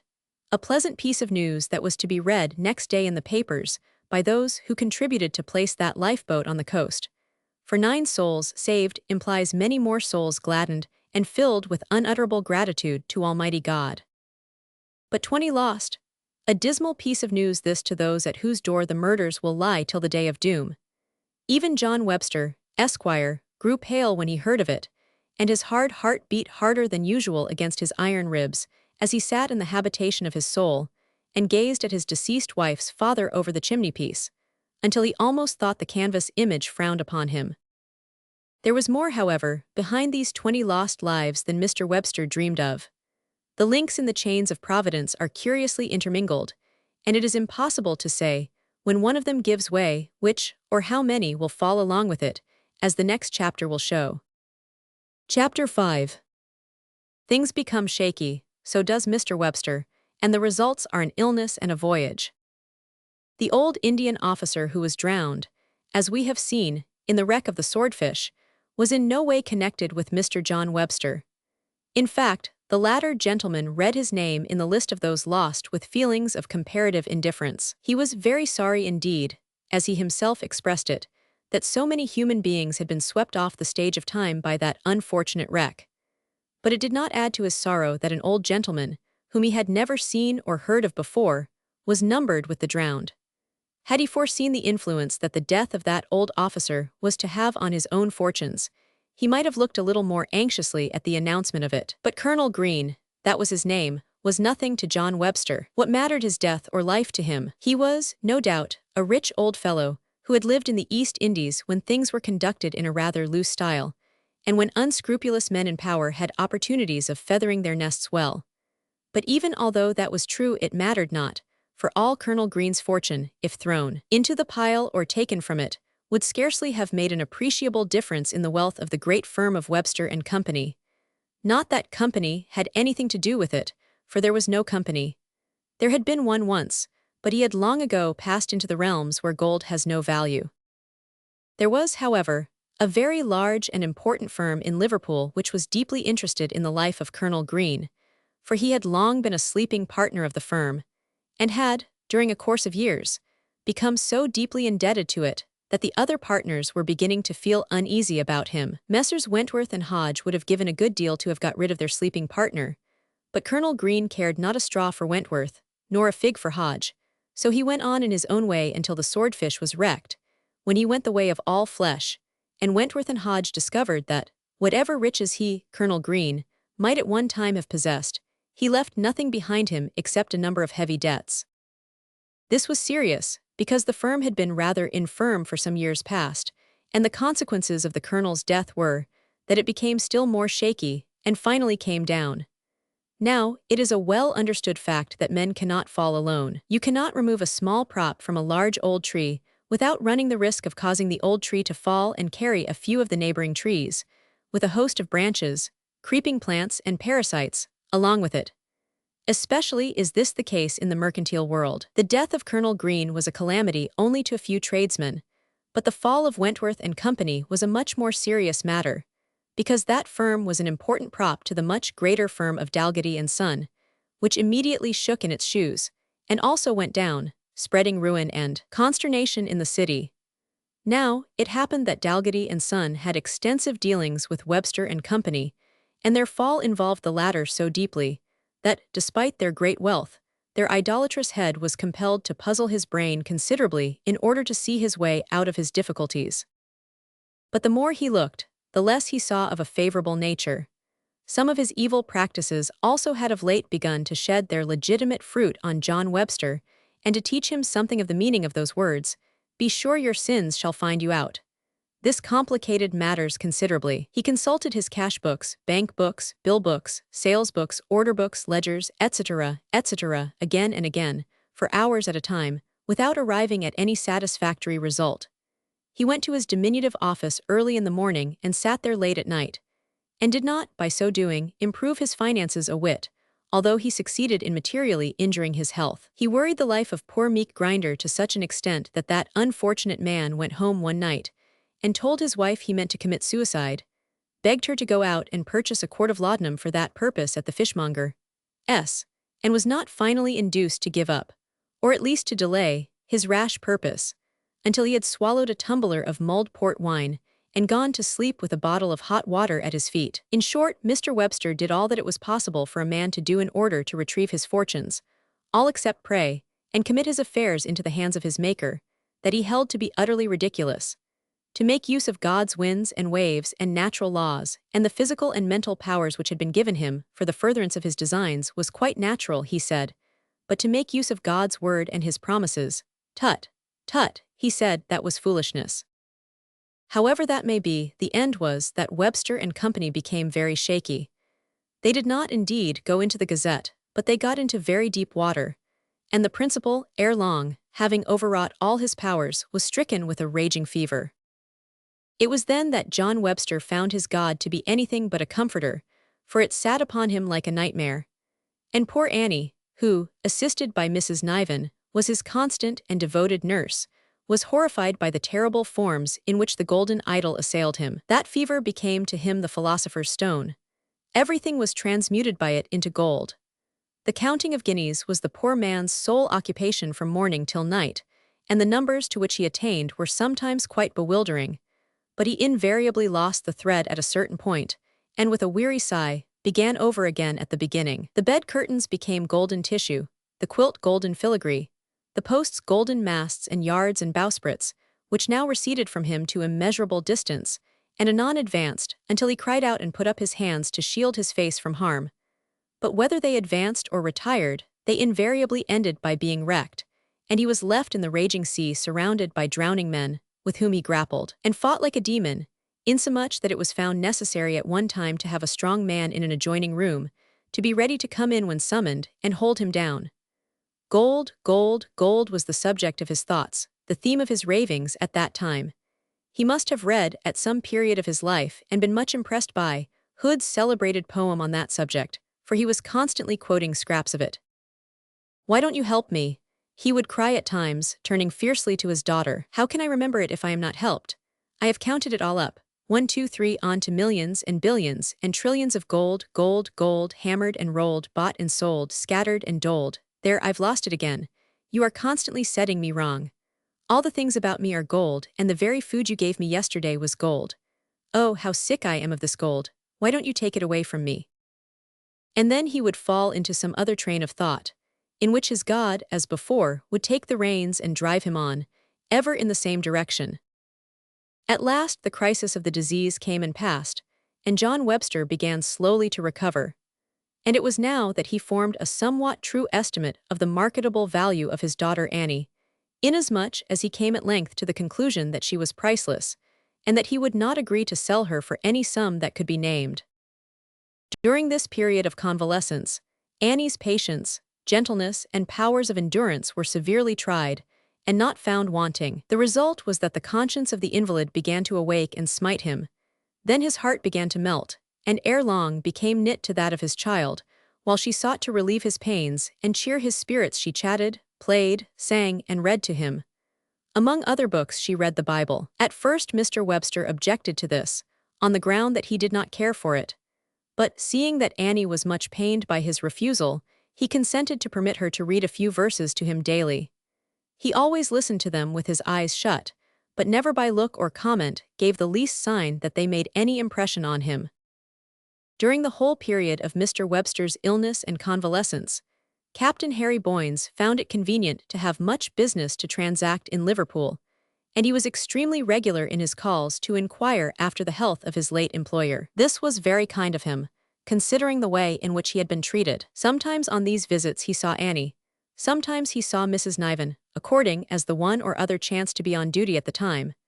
But, although he was never permitted to do more than exchange a few sentences with either of them, the most careless observer could have told, on each occasion which he had seen, for he always left the door with a lengthened face and slow step when he had seen Mrs. Niven, but ran down the steps with a flushed countenance and sparkling eyes when he had met with Annie. At last Mr. Webster was so much restored that his doctor gave him leave to pay a short visit to his counting-room in the city. How strangely Mr. Webster felt, after his long absence, when he entered once more the temple of his God, and sat down in his old chair. Everything looked so familiar, yet so strange. There were, indeed, the old objects, but not the old arrangements, for advantage had been taken of his absence to have the office thoroughly cleaned. There was the same air of quiet, too, and seclusion, but the smells were not so musty as they used to be, and there was something terribly unbusinesslike in the locked desk, and the shut books, and the utter absence of papers. The portrait of his deceased wife's father was there, however, as grim, silent, and steadfast in its gaze as ever, so Mr. Webster smiled, nodded to it, and rang a handbell for his confidential clerk, who entered instantly, having been stationed at the back of the door for full 10 minutes in expectation of the summons. "Good morning, Mr. Grinder. I have been ill, you see. Glad to get back, however. How has business been going on in my absence? The doctor forbade my making any inquiries while I was ill, so that I have been rather anxious." "Yes, sir, I am aware. In fact I was anxious to see you several times on business, but could not gain admittance." Not going on so well as might be desired, I suppose," said Mr. Webster. "Well, not quite. In short, I might even say things are much worse than they were before you took ill, sir. But if a confidential agent were sent to Jamaica that is, if Messrs. Bright and Early were seen by yourself, sir, and some arrangement made, we might go on for some time longer, and if trade revives, I think." "So bad as that?" exclaimed Mr. Webster, musing. Well, Grinder, we must do our best to pull through. Are any of our vessels getting ready for sea just now?" "Yes, sir. The Ocean Queen sails for Jamaica about the end of this month." "Very well, Grinder, I will go in her. She is one of our best ships, I think. The doctor said something about a short voyage to recruit me, so that's settled. Bring me writing materials and send a statement of affairs home to me tonight. I have not yet strength to go into details here." Grinder brought the writing materials and retired. His employer wrote several letters, among them one to the doctor, apprising him of his intention to go to Jamaica, and another to the captain of the Ocean Queen, giving him the same information, and directing him to fit up the 2 best berths in the cabin for the reception of himself and his daughter, with a berth for an old female servant. 3 weeks thereafter he went on board with Annie and Mrs. Niven, and the Ocean Queen, spreading her sails, was soon far out upon the broad bosom of the restless Atlantic. Chapter 6 describes the presentation of a new lifeboat to Coverley, and treats of the Royal National Lifeboat Institution. We must now change the scene, and beg our readers to accompany us once more to Coverley, where, not long after the events narrated in the last chapter, an interesting ceremony was performed, which called out the inhabitants in vast numbers. This was the presentation of a new lifeboat to the town, and the rewarding of several men who had recently been instrumental in saving life in circumstances of peculiar danger. The weather was propitious. A bright sun and a calm sea rejoiced the eyes of the hundreds who had turned out to witness the launch. The old boat, which had saved our heroine years before, and had rescued many more since that day from the angry sea, was worn out, and had to be replaced by one of the magnificent new boats built on the self-righting principle, which had but recently been adopted by the Lifeboat Institution. A lady of the neighborhood, whose only daughter had been saved by the old boat some time before, had presented the purchase money of the new one, £400, to the institution, and with the promptitude which characterizes all the movements of that society, a fine self-righting lifeboat, with all the latest improvements, had been sent at once to the port. High on her carriage in the center of the town, the new lifeboat stood, gay and brilliant in her blue and white paint, the crew with their cork lifebelts on and a brass band in front, ready to herald her progress to the shore. The mayor of the town, with all the principal men, headed the procession, and a vast concourse of people followed. At the shore the boat was named the Rescue by the young lady whose life had been saved by the old one. And amid the acclamations of the vast multitude, the noble craft was shot off her carriage into the calm sea, where she was rowed about for a considerable time, and very critically examined by her crew. For, although the whole affair was holiday work to most of those who looked on, the character of the new boat was a matter of serious import to those who manned her, and who might be called on to risk their lives in her every time their shores should be lashed by a stormy sea. Our hero, Harry Boynes, held the steering oar. He had been appointed by the parent institution to the position of local secretary of the Coverley Lifeboat branch, and, of course, was anxious to know the qualities of his vessel. Harry, we may remark in passing, having lost his situation, and finding that his mother's health was failing, had made up his mind to stay on shore for a year or two, and seek employment in his native town. Being a well-educated man, he obtained this in the office of a mercantile house, one of the partners of which was related to his mother. The rowing powers of the new boat were soon tested. Then Harry steered to the pier, where a tackle had been prepared for the purpose of upsetting her. This was an interesting point in the proceedings, because few there had seen a self-righting boat, and as usual, there was a large sprinkling in the crowd of that class of human beings who maintain the plausible, but false, doctrine that seeing is believing. Considerable difficulty was experienced in getting the boat to overturn. The operation was slowly accomplished, and all through there appeared to be an unwillingness on the part of the boat to upset, a symptom which gave much satisfaction to her future crew, who stood ready on her gunwale to leap away from her. At last she was raised completely on one side, then she balanced for a moment and fell forward, keel up with a tremendous splash, while the men, not a moment too soon, sprang into the sea, and a wild cheer, mingled with laughter, arose from the spectators. If the upsetting was slow and difficult, the self-righting was magically quick and easy. The boat went right round, and almost before one could realize what had occurred, she was again on an even keel.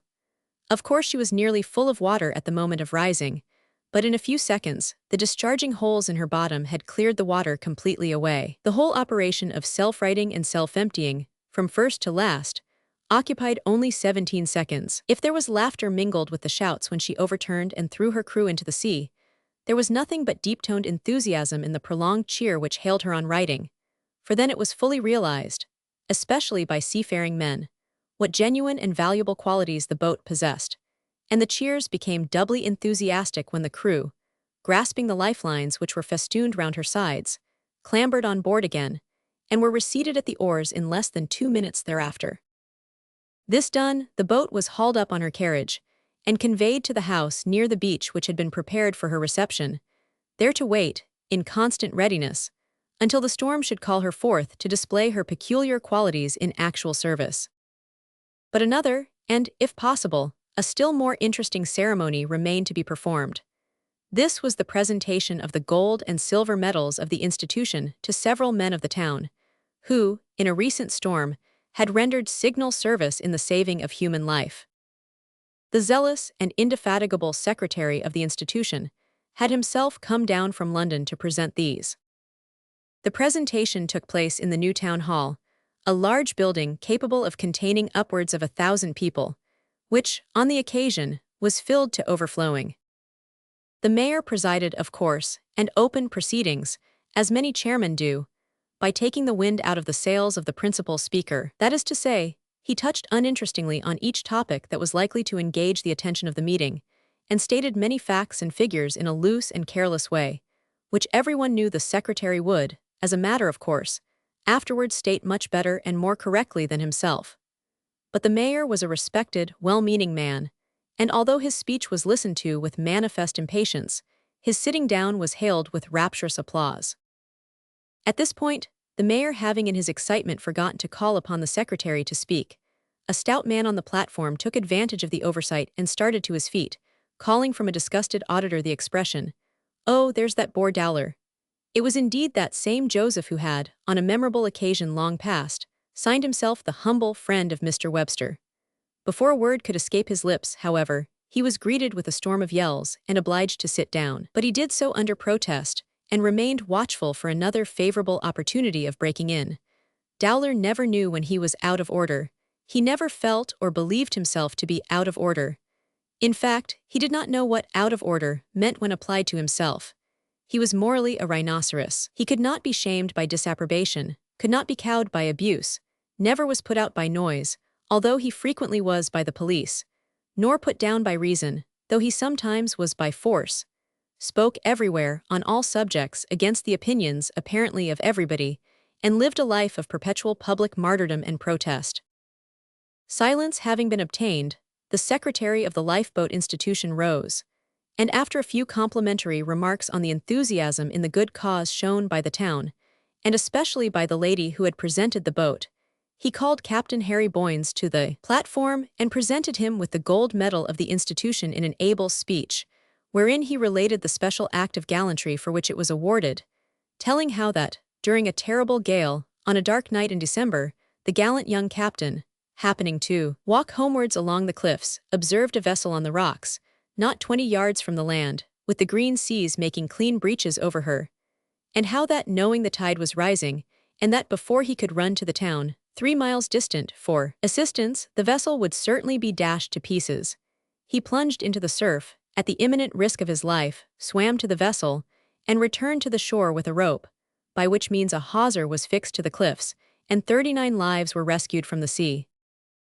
Well did every one present know the minute details of the heroic deed referred to, but they were glad to hear the praises of their townsmen, re-echoed by one who thoroughly understood the merits of the case, and whose comments thereon brought out more clearly to the minds of many the extent of the danger which the gallant captain had run, so that, when Harry stepped forward to receive the medal, he was greeted with the most enthusiastic cheers. Thereafter, the secretary presented silver medals to 2 fishermen of the cove, namely, Old Jacobs and Robert Gaston, both of whom had displayed unusual daring at the rescue of the young lady, who was the donor of the lifeboat. He then touched on the value of lifeboats in general, and gave an interesting account of the origin of the society which he represented.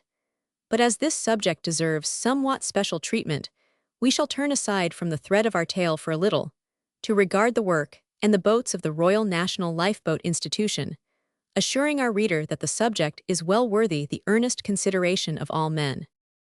The first lifeboat ever launched upon the stormy sea was planned and built by a London coach builder, named Lionel Lucan, who took out a patent for it in November 1785, and launched it at Bamborough, where it was the means of saving many lives the first year. Although Lucan thus demonstrated the possibility of lives being saved by a boat which could live under circumstances that would have proved fatal to ordinary boats, he was doomed to disappointment. The Prince of Wales, George IV, did indeed befriend him, but the Lords of Admiralty were deaf, and the public were indifferent. Lucan went to his grave unrewarded by man, but stamped with a nobility which can neither be gifted nor inherited, but only one, the nobility which attaches to the character of national benefactor. The public were aroused from their apathy in 1789 by the wreck of the Adventure of Newcastle, the crew of which perished in the presence of thousands, who could do nothing to save them. Models of lifeboats were solicited, and premiums offered for the best. Among those who responded, William Woodhave, a painter, and Henry Greathead, a boat builder of South Shields, stood preeminent. The latter afterwards became a noted builder and improver of lifeboats, and was well and deservedly rewarded for his labors. In 1803, Greathead had built 31 boats, 18 for England, 5 for Scotland, and 8 for other countries. This was, so far, well, but it was a wretchedly inadequate provision for the necessities of the case. It was not that a great champion of the lifeboat cause stood forth in the person of Sir William Hillary, Baronet. Sir William, besides being a philanthropist, was a hero. He not only devised liberal things and carried them into execution, but he personally shared in the danger of rescuing life from the sea. He dwelt on the shores of the Isle of Man, where he established a sailor's home at Douglas. He frequently embarked in the boats that went off to rescue lives from the wrecks that were constantly occurring on the island. Once he had his ribs broken in this service, and was frequently in imminent danger of being drowned. During his career, he personally assisted in the saving of 305 human lives. He was the means of stirring up public men, and the nation generally, to a higher sense of their duty towards those who, professionally and otherwise, risk their lives upon the sea. And eventually, in conjunction with two members of Parliament, Mr. Thomas Wilson and Mr. George Herbert, was the founder of the Royal National Institution for the Preservation of Life from Shipwreck. This institution, now named the Royal National Lifeboat Institution, was founded on the 24th of March 1824 and has gone on progressively, doing its noble work of creating and maintaining a lifeboat fleet, rescuing the shipwrecked, and rewarding the rescuers from that day to this. When life does not require to be saved, and when opportunity offers, the Society allows its boats to save property, of which we shall have something more to say presently. At the founding of the institution in 1824, the Archbishop of Canterbury of the day filled the chair. The great Wilberforce, Lord John Russell, and other magnates were present. The Dukes of Kent, Sussex, and other members of the royal family became vice-patrons, the Duke of Northumberland its vice-president, and George IV its patron. In 1850, the much-lamented Prince Albert, whose life was a continual going about doing good, became its vice-patron, and Her Majesty the Queen became, and still continues, a warm supporter and an annual contributor. Now, this is a splendid array of names and titles, but it ought ever to be borne in remembrance that the institution is dependent for its continued existence on the public, on you and me, good reader, for it is supported almost entirely by voluntary contributions, that it will always find warm hearts to pray for it, and open hands to give, as long as its boats continue, year by year, to pluck men, women, and children from the jaws of death, and give them back to gladdened hearts on shore, is made very apparent from the records published quarterly in the Lifeboat Journal of the Society, a work full of interesting information. Therein we find that the most exalted contributor is Queen Victoria, the lowliest, a sailor's orphan child. Here are a few of the gifts to the institution selected very much at random. One gentleman leaves it a legacy of £10,000. Some time ago, a sum of £5,000 was sent anonymously by a friend. There comes £100 as a second donation from a sailor's daughter, and pounds from a British admiral. 5 shillings are sent as the savings of a child. 1 shilling, 6 pence from another little child in postage stamps. £15 from 3 fellow servants. £10 from a shipwreck pilot. In shillings 6 pence from an old salt. Indeed, we can speak from personal experience on this subject, because, among others, we received a letter, one day, in a cramped and peculiar hand, which we perused with deep interest, for it had been written by a blind youth, whose eyes, nevertheless, had been thoroughly opened to see the great importance of the lifeboat cause, for he had collected pounds for the institution. On another occasion, at the close of a lecture on the subject, an old woman, who appeared to be among the poorest of the classes who inhabit the old town of Edinburgh, came to us and said, "Hey, there's twopence for the lifeboat." It cannot be doubted that these sums, and many, many others that are presented annually, are the result of moral influences which elevate the soul, and which are indirectly caused by the lifeboat service. We therefore hold that the institution ought to be regarded as a prolific cause of moral good to the nation. And while we are on this subject, it may be observed that our lifeboat influence for good on other nations is very considerable. In proof of this, we cite the following facts. Finland sends £50 to our institution to testify its appreciation of the good done by us to its sailors and shipping. The late President Lincoln of the United States, while involved in all the anxieties of the Great Civil War, found time to send pounds to our lifeboat institution in acknowledgement of the services rendered to American ships in distress. Russia and Holland send naval men to inspect our lifeboat management. France, in generous emulation of ourselves, starts a lifeboat institution of its own. And last, but not least, it has been said that foreigners know when they are wrecked on the shores of Britain by the persevering and noble efforts that are made to save their lives. But there are some minds which do not attach much value to moral influence, and to which material benefit is an all-powerful argument. Well then, to these we would address ourselves, but in passing, would remark that moral influence goes far to secure for us material advantage. It is just because so many hundreds of human living souls are annually preserved to us that men turn with glowing gratitude to the rescuers, and to the institution which organizes and utilizes the latent philanthropy and pluck of our coast heroes. On an average, 800 lives are saved every year, while despite our utmost efforts, 600 are lost. Those who know anything about our Navy, and are one of British seamen to man our ships, cannot fail to see that the saving of so many valuable lives is a positive material benefit to the nation. But to descend to the lowest point, we maintain that the value of the lifeboats to the nation, in the mere matter of saving property, is almost incredible. In regard to these things, it is possible to speak definitely.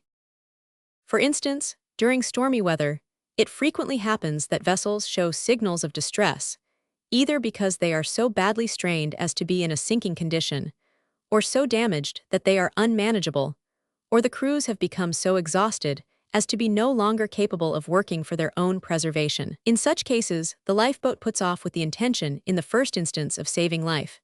It reaches the vessel in distress. The boat's crew spring on board and find, perhaps, that there is some hope of saving the ship. Knowing the locality well, they steer her clear of rocks and shoals.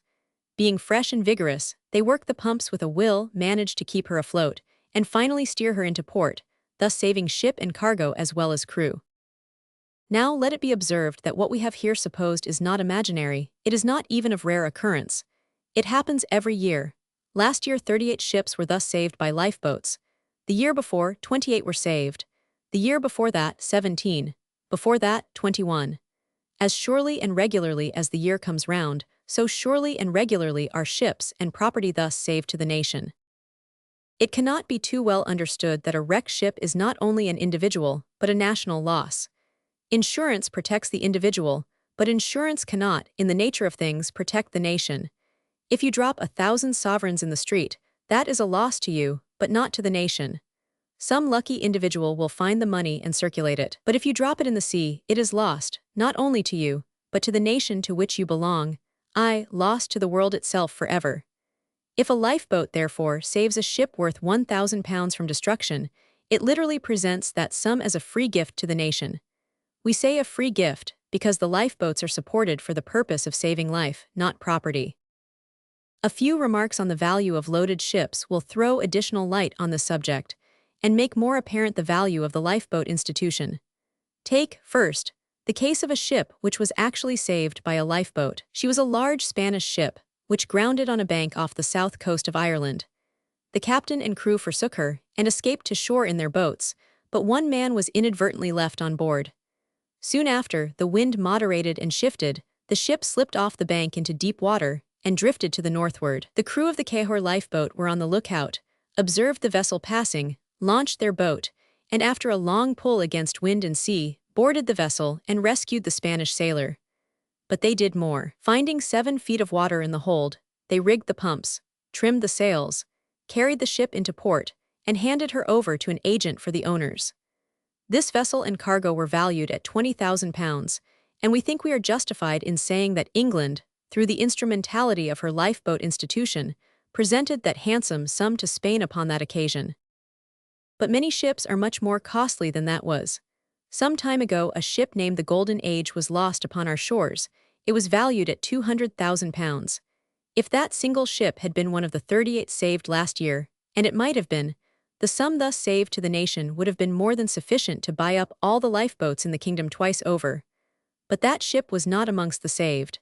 It was lost. So was the Ontario of Liverpool, which was wrecked in October 1864 and valued at £100,000. Also the Essay, wrecked on the Irish coast, and valued at £200,000. Here are £500,000 lost forever by the wreck of these 3 ships alone in 1 year. Do you know, reader, what such sums represent? Are you aware that the value of the Ontario alone is equal to the income for 1 year of the London Missionary Society, wherewith it supports its institutions at home and abroad, and spreads the blessed knowledge of gospel truth over a vast portion of the globe? But we have only spoken of 3 ships, no doubt 3 of the largest size, yet only 3 of the lost. Couple the above figures with the fact that the number of ships lost, or seriously damaged, every year, on the shores of the United Kingdom is above 2,000, and you will have some idea of one of the reasons why taxation is so heavy. And if you couple them with the other fact that from 20 to 30 ships, great and small, are saved by lifeboats every year, you will perceive that, whatever amount may be given to the lifeboat institution, it gives back to the nation far more than it receives in material wealth. not to mention human lives at all. Its receipts in 1868 from all sources were £31,668, and its expenditure £31,585. The lives saved by its own boats last year were 603, in addition to which other 259 were saved by shore boats, for which the institution rewarded the crews with 13 medals, and money to the extent of above £65.73 for all services. The Lifeboat institution has a little sister, whom it would be unjust, as well as ungracious, not to introduce in passing, namely, the Shipwrecked Mariners' Society. They do their blessed work hand in hand. Their relative position may be simply stated thus: the lifeboat institution saves life. Having dragged the shipwrecked sailor from the sea, its duty is done. It hands him over to the agent of the Shipwrecked Mariners' Society, who takes him by the hand, sees him housed, warmed, clad, and fed, and sends him home rejoicing, free of expense, and with a little cash in his pocket. Formerly, shipwrecked sailors had to beg their way to their homes. At first they were sympathized with and well treated. Thereupon uprose a host of counterfeits. The land was overrun by shipwrecked mariner beggars, and as people of the interior knew not which was which, poor shipwrecked Jack often suffered because of these vile impostors. But now there is not a port in the kingdom without its agent of the society. Jack has, therefore, no need to beg his way. The world knows this. The deceiver knows it too, therefore his occupation is gone. Apart from its benignant work, the mere fact that the little sister has swept such vagrants off the land entitles her to a strong claim on our gratitude. She also is supported by voluntary contributions. Turning now to another branch of our subject, let us regard for a little the boats of the Lifeboat institution. What is a lifeboat? Wherein does it differ from other boats? Are questions sometimes put. Let us attempt a brief reply. A lifeboat, that is to say, the present lifeboat, differs from all other boats in 4 particulars. 1. It is almost indestructible. 2. It is insubmergible. 3. It is self-righting.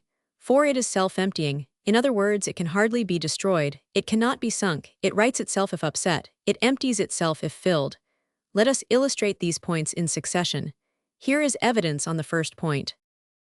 On a terrible night in 1857, a Portuguese brig struck on the Goodwin Sands.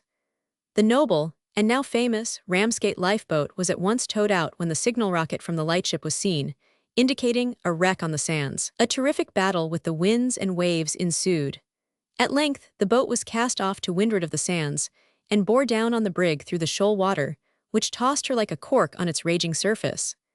They reached the brig and lay by her for some time in the hope of getting her off, but failed. The storm increased. The vessel began to break up, so her crew were taken into the boat, which, having previously cast anchor to windward of the wreck, and eased off the cable until it got under her lee, now tried to pull back to its anchor. Every effort was fruitless, owing to the shifting nature of the sands and the fury of the storm. At last nothing was left for it but to hoist the sail, cut the cable, and make a desperate effort to beat off the sands. In this also they failed, were caught on the crest of a breaking roller, and borne away to leeward. Water and wind in wildest commotion were comparatively small matters to the lifeboat, but want of water was a serious matter. The tide happened to be out. The sands were only partially covered, and over them the breakers swept in a chaotic seething turmoil that is inconceivable by those who have not witnessed it. Everyone has seen the ripples on the seashore when the tide is out. On the Goodwins these ripples are great banks, to be measured by yards instead of inches. From one to another of these sandbanks this boat was cast. Each breaker caught her up, hurled her onward a few yards, and let her down with a crash that well-nigh tore every man out of her, leaving her there a few moments, to be caught up again and made sport with by the next billow. The Portuguese sailors, 18 in number, clung to the thwarts in silent despair, but the crew of the boat did not lose heart. They knew her splendid qualities, and hoped that, if they should only escape being dashed against the portions of wreck which strewed the sands, all might yet be well. Thus, literally fathom by fathom, with a succession of shocks that would have knocked any ordinary boat to pieces, was this magnificent lifeboat driven, during 2 hours in the dead of night, over 2 miles of the Goodwin Sands. At last she drove into deep water on the other side. The sails were set, and soon after, through God's mercy, the rescued men were landed safely in Ramsgate Harbor. So we repeat, the lifeboat is almost indestructible. That she is insubmergible has been proved by what has already been written, and our space forbids giving further illustration, but a word about the cause of this quality is necessary. Her floating power is due to air chambers fitted round the sides under the seats, and in the bow and stern. Also to empty space and light wood or cork ballast under her floor. If thrust forcibly deep under water with as many persons in her as could be stowed away, she would, on being released, rise again to the surface like a cork. The self-righting principle is one of the most important qualities of the lifeboat. However good it may be in other respects, a boat without this quality is a lifeboat only so long as it maintains its proper position on the water. If upset, it is no better than any other boat. It is true that great stability being one of the lifeboat's qualities, such boats are not easily overturned. Nevertheless, they sometimes are so, and the results have been on several occasions disastrous. Witness the case of the Liverpool boat, which in January 1865 upset, and the crew of 7 men were drowned. Also the Point of Air lifeboat, which upset when under sail at a distance from the land, and her crew, 13 in number, were drowned. 2 or 3 of the poor fellows were seen clinging to the keel for 20 minutes, but no assistance could be rendered.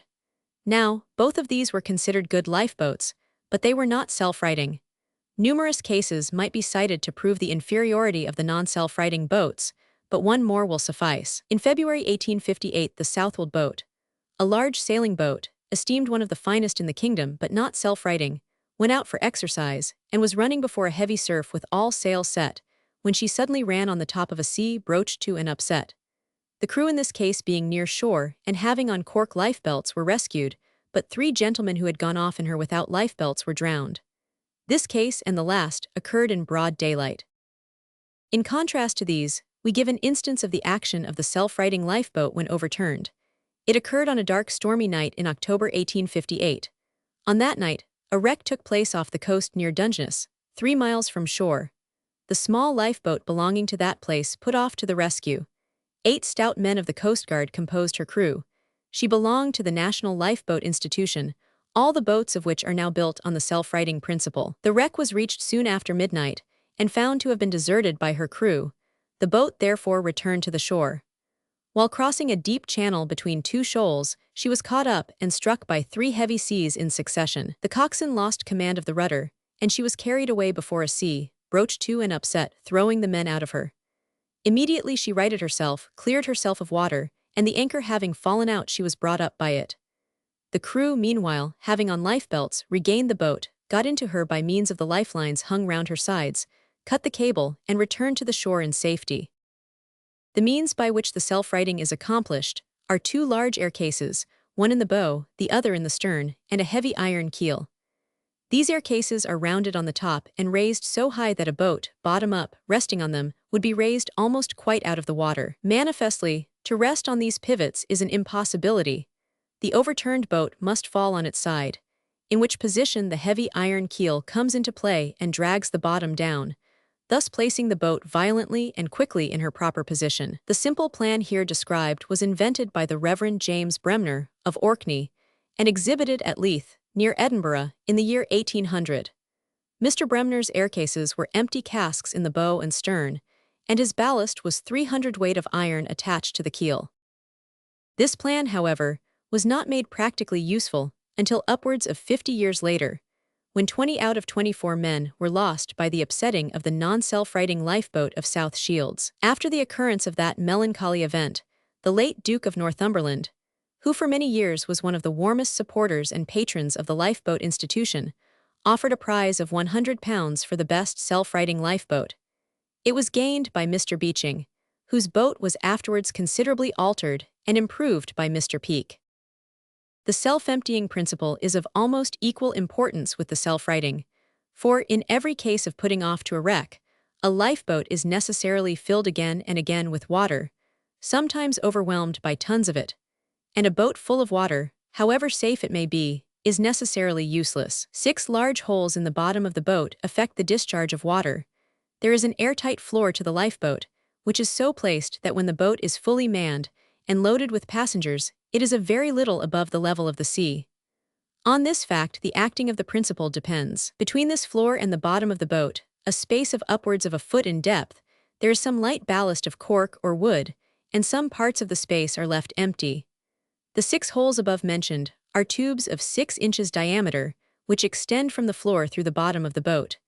Now, it is one of nature's laws that water must find its level. For instance, take any boat and bore large holes in its bottom, and suppose it to be held up in its ordinary floating position, so that it cannot sink, then fill it suddenly quite full of water.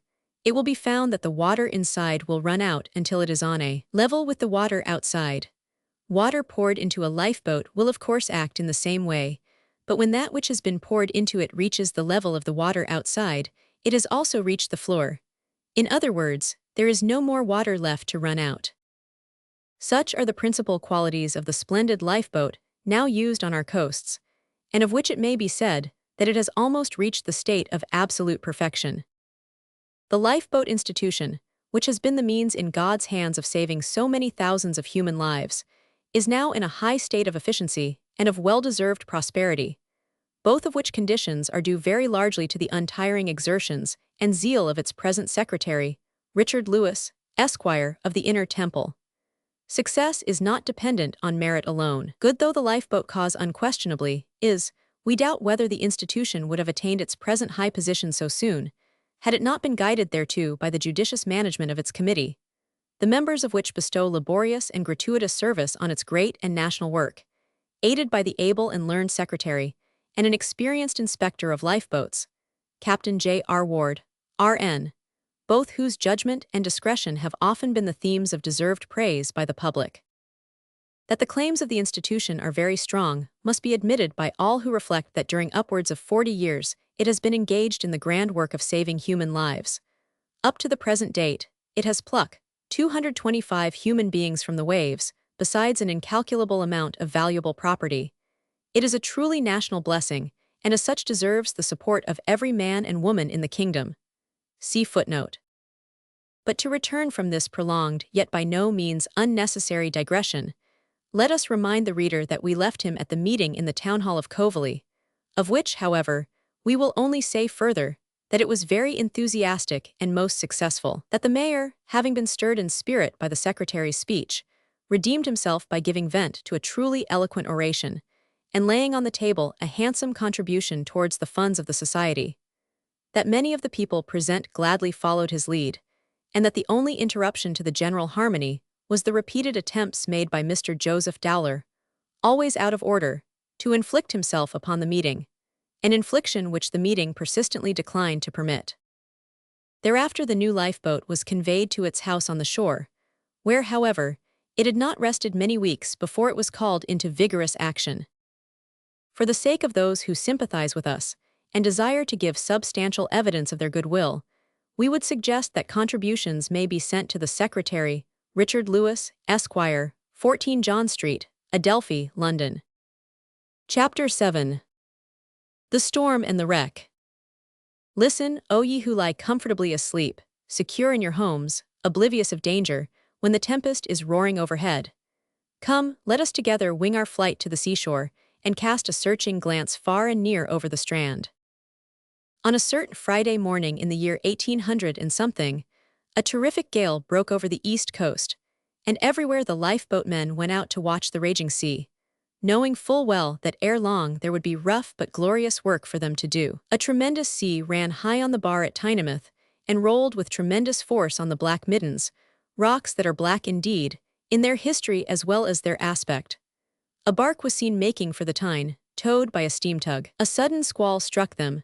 The tug was forced to let the vessel go, and she went on the rocks. A few minutes had barely passed when another vessel was descried. A brig, which made for the harbor, missed it, and was driven on the same fatal rocks a few yards south of the bark. The alarm gun was fired, and the members of the Tynemouth Volunteer Life Brigade were quickly at the scene of disaster.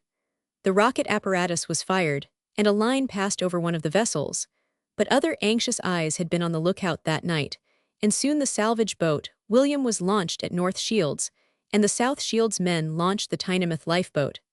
The Constant lifeboat also put off to the rescue. It was getting dark by that time, so that those on shore could not see the boats after they had engaged in strife with the raging sea. Meanwhile, part of the crew of the bark were saved by the rocket apparatus, but those of the brig did not know how to use it, and they would certainly have perished had not the William got alongside and rescued them all.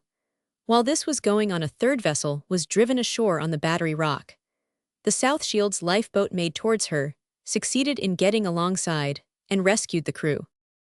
A mile west of Folkestone Harbor, a brigantine, laden with rum and sugar, went ashore, broadside on, near Sandgate Castle. The ever-ready coastguardsmen turned out. A Sandgate fisherman first passed a small grapnel on board, then the coastguard sent out a small line with a lifebuoy attached, and one by one the crew were all saved. The men of the coastguard with ropes round their waists, standing in the surf as deep as they dared to venture, catching the men who dropped, and holding their heads above water until they were safe. But the gallant coastguardsmen had other work cut out for them that night. Besides saving life, it was their duty to protect property. The cargo was a tempting one to many roughs who had assembled. When the tide receded, these attempted to get on board the wreck and regale themselves. The cutlasses of the coastguard, however, compelled them to respect the rights of private property and taught them the majesty of the law. Elsewhere along the coast, many vessels were wrecked, and many lives were lost that night, while many more were saved by the gallant lifeboat crews, the details of which, if written, would thrill many a sympathetic breast from John O. Grote S. to the land's end. But passing by these, we turn to one particular vessel which staggered in the gale of that night, but which, fortunately for those on board, was still at some distance from the dangerous and dreaded shore. It was the Ocean Queen. Mr. Webster was seated in her cabin, his face very pale, and his hands grasping the arms of the locker tightly to prevent his being hurled to leeward. Annie sat beside him with her arms round his waist. She was alarmed and looked anxious, but evidently possessed more courage than her father. There was some reason for this, however, for she did not know that Mr. Webster's fortunes had got into such a desperate case, that for the retrieving of them, he depended very much on the successful voyage of the Ocean Queen. "Don't be so cast down, father," said Annie. "I heard the captain say that we shall be in sight of land tomorrow." "Heaven forbid," said Mr. Webster. "Better to be in mid-ocean than near land on such a night." Annie was about to reply when the door opened, and the captain looked in. He wore a sou'wester, and was clad in oilcloth garments from head to foot, which shone like black satin with the dripping spray. "We're getting on famously," he said in a hearty tone. "The wind has shifted round to the sou'west, and if it holds, we shall." "Sprung a leak, sir," cried the first mate in a deep, excited voice as he looked down the companion. "What?" exclaimed the captain, rushing upon deck. "Plank must have started, sir. There's 3 foot water in." His voice was drowned by distance and the roaring of the gale, but Mr. Webster and Annie had heard enough to fill them with alarm. The Ocean Queen had indeed sprung a leak, and so bad was it that when all the pumps available were set a-going, they failed to reduce the depth of water in the hold. Still, by constantly changing hands and making strenuous exertions, they prevented it from increasing rapidly. All that night and next day they wrought with unflagging energy at the pumps. No man on board spared himself. The captain took his spell with the rest. Even Mr. Webster threw off his coat and went to work as if he had been born and bred a coal heaver. The work, however, was very exhausting, and when land appeared no one seemed to have any heart to welcome it except Annie and her old nurse, Mrs. Niven. Towards evening of the next day, the captain came up to Mr. Webster, who was seated on the cabin skylight with his head resting wearily on his hands. "We cannot make the port of Liverpool, I find," he said. "The pilot says that if we wish to save the ship we must run for the nearest harbor on the coast, which happens, unfortunately, to be the very small one of Coverley." "Then by all means run for it," said Mr. Webster. "Strange," he muttered to himself, "that fate should lead me there." The head of the Ocean Queen was at once turned towards the shore, and as they neared it, Mr. Webster stood talking to Annie about the time, long, long ago, when she had been rescued by a lifeboat there, and remarking on the curious coincidence that she should happen to come to the same place in distress a second time. The gale, although somewhat more moderate, was still blowing strong, and an ugly sea was rolling on the bank where the swordfish had gone ashore many years before.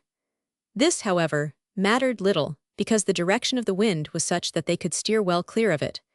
But the channel leading to the harbor was very sinuous, and, as the pilot observed, required careful steering. In one part, this channel was so crooked that it became necessary to go on the other tack a short distance. In ordinary circumstances, the captain would have thought nothing of this, but he felt anxious just then, because some of the stores and cordage furnished by mistake to him had been intended for the Ruby.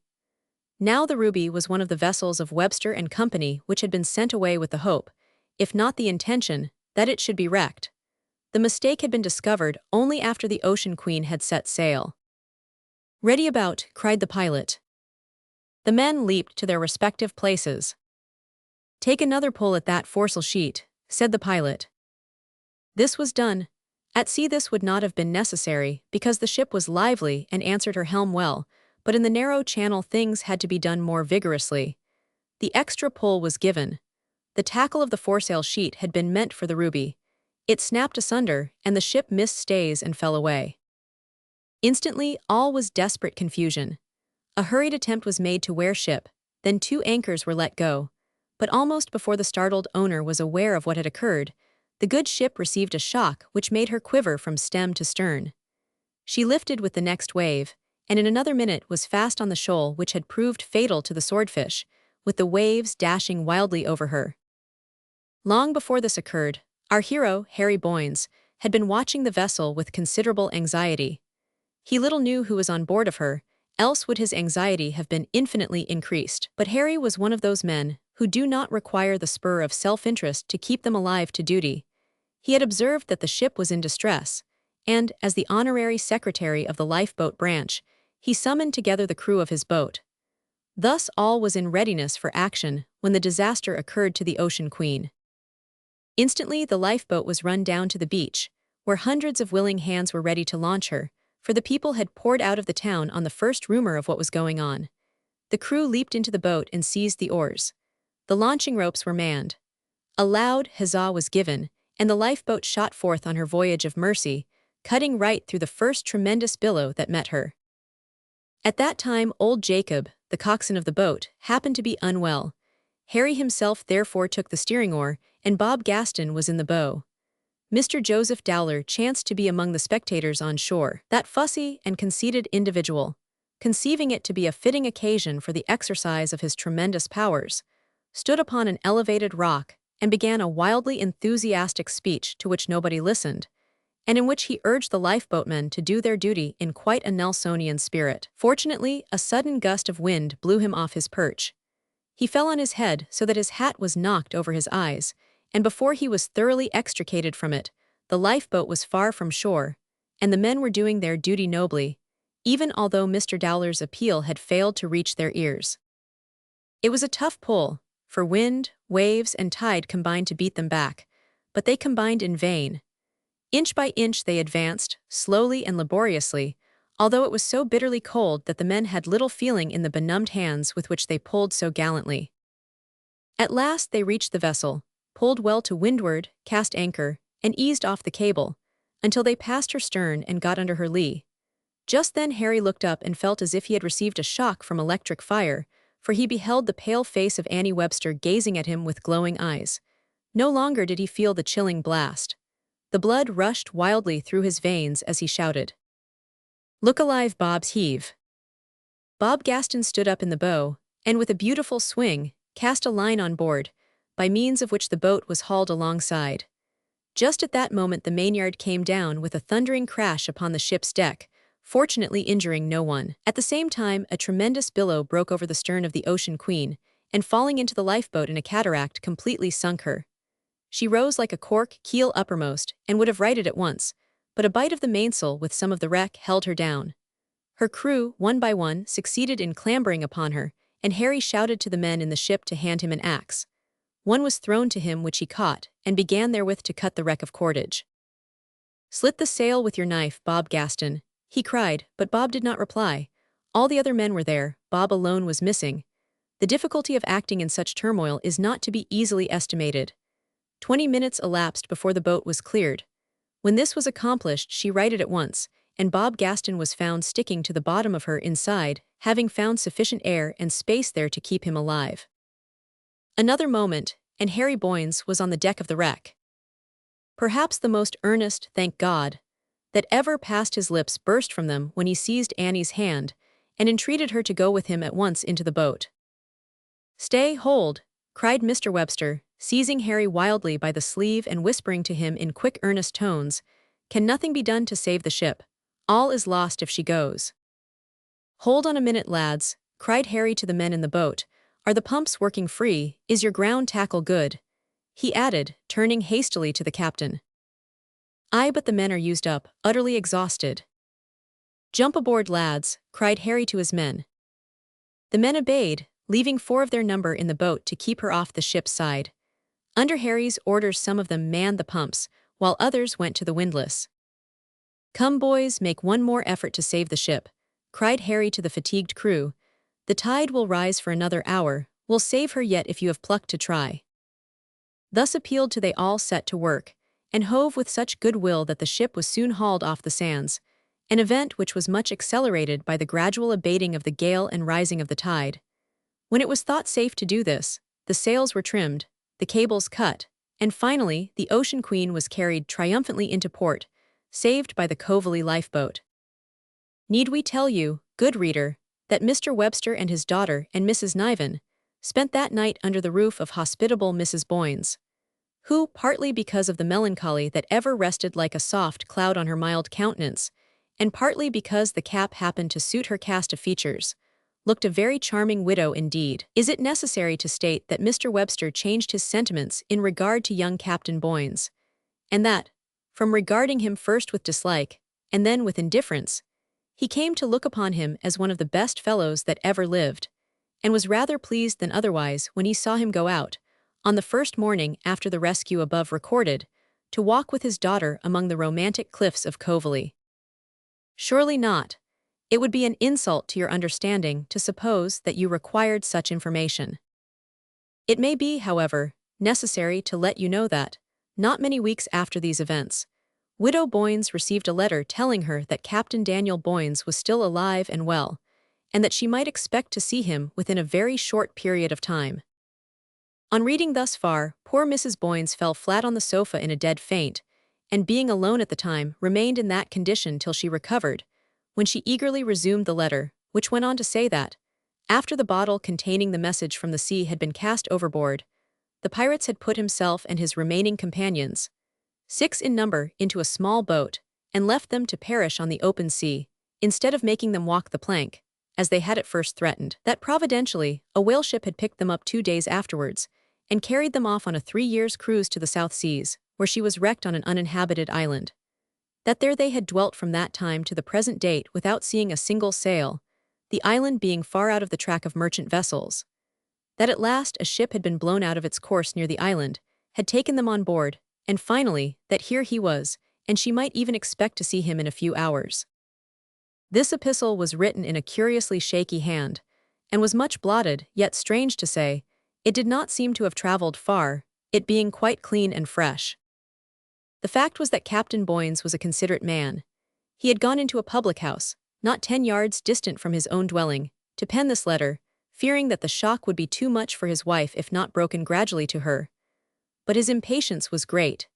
He delivered the letter at his own door, and stood behind it just long enough, as he thought, to give her plenty of time to read it, and then burst in upon her just as she was recovering somewhat of her wonted self-possession. Over the scene that followed, we drop the curtain, and return to Mr. Webster, who is once again seated in the old chair in the old office, gazing contemplatively at the portrait of his deceased wife's father. Chapter 8. Conclusion. There are times in the lives, probably of all men, when the conscience awakes and induces a spirit of self-accusation and repentance. Such a time had arrived in the experience of Mr. John Webster. He had obtained a glimpse of himself in his true colors, and the sight had filled him with dismay. He thought, as he sat in the old chair in the old office, of the wasted life that was behind him, and the little of life that lay, perchance, before. His right hand, from long habit, fumbled with the coin in his trousers pocket. Taking out a sovereign, he laid it on the desk, and gazed at it for some time in silence. "For your sake," he murmured, "I have all but sold myself, body and soul. For the love of you I have undermined my health, neglected my child, ruined the fortunes of hundreds of men and women, and committed m." He could not bring himself to say the word, but he could not help thinking it, and the thought filled him with horror. The memory of that dread hour when he expected every instant to be whelmed in the raging sea rushed upon him vividly. He passed from that to the period of his sickness, when he used to fancy he was struggling fiercely in the seething brine with drowning men, men whom he had brought to that pass, and who strove revengefully to drag him down along with them. He clasped his hands over his eyes as if he thought to shut out those dreadful memories, and groaned in spirit. Despair would have seized upon the gold lover at that time, had not his guardian angel risen before his agonized mind. Annie's soft tones recurred to him. He thought of the words she had spoken to him, the passages from God's word that she had read, and for the first time in his long life, the sordid man of business exclaimed, "God be merciful to me, a sinner." No other word escaped him, but when, after remaining motionless for a long time, he removed his hands from his face, the subdued expression that rested there might have led an observer to believe that the prayer had been answered. A knock at the office door caused him to start and endeavor to resume his ordinary professional expression and composure as he said, "Come in." Harry Boynes, however, had not waited for the answer. He was already in the room, hat in hand. "Now, sir," he said eagerly, "are you ready to start? The train leaves in half an hour, and we must not risk losing it today." "Losing it," said Mr. Webster, as he rose and slowly put on his greatcoat assisted by Harry. "Why, it just takes me 5 minutes to walk to the station. How do you propose to spend the remaining 25? But I say, Harry," he added with a peculiar smile, "how uncommonly spruce you are today." "Not an unusual condition for a man to be in on his wedding day," retorted Harry, "and I am sure that I can return you the compliment with interest." This was true, for Mr. Webster had got himself up that morning with elaborate care. His morning coat still smelt of the brown paper in which it had come home. His waistcoat was immaculately white. His pearl-gray trousers were palpably new. His lavender kid gloves were painfully clean. His patent leather boots were glitteringly black, and his tout ensemble such as to suggest the idea that a bandbox was his appropriate and native home. "Don't be impatient, boy," he said, putting some books into an iron safe. "I must attend to business first, you know." "You have no right to attend to business at all, after making it over to me, as you formally did yesterday," said Harry. "If you come here again, sir, and meddle with my department, I shall be compelled to dissolve partnership at once." "Please, sir," said Mr. Grinder, appearing suddenly at the door, in a costume which was remarkable for its splendor and the badness of its fit, for Grinder's was a figure that no ordinary tailor could understand. "Captain Daniel Boynes is at the door." "Send him in," said Webster. "He won't come, sir. He's afraid of being late for the train." "Well, well," said Webster with a laugh, "come along. Are you ready, Grinder?" "Yes, sir." "Then, lock the office door, and don't forget to take out the key." So saying, the old gentleman took Harry's arm, and accompanied by Grinder and Captain Boynes Sr., hurried to the train, was whirled in due course to Coverley, and shortly after found himself seated at a wedding breakfast, along with our hero Harry Boynes, and our heroine Annie Webster, who was costumed as a bride, and looked inexpressibly bewitching. Besides these there were present excellent Mrs. Boynes, happily no longer a widow, and Grinder, whose susceptible nature rendered it difficult for him to refrain from shedding tears, and a bevy of bridesmaids, so beautiful and sweet that it seemed quite preposterous to suppose that they could remain another day in the estate of spinsterhood. Mr. Joseph Dowler was also there, self-important as ever, and ready for action at a moment's notice. Besides a number of friends of the bride and bridegroom, among whom was a pert young gentleman, friend of Mr. Dowler, and a Mr. Crashington, friend of Mr. Webster, an earnest, enthusiastic old gentleman who held the opinion that most things in the world were wrong, and who wondered incessantly why in the world people would not set to work at once to put them all right. Niven, the old nurse, was there too, of course all excitement and tears, and so was Bob Gaston, whose appearance was powerfully suggestive of the individual styled in the ballad, the jolly young waterman. Now, it would take a whole volume, good reader, to give you the details of all that was said and done by that wedding party before that breakfast was over.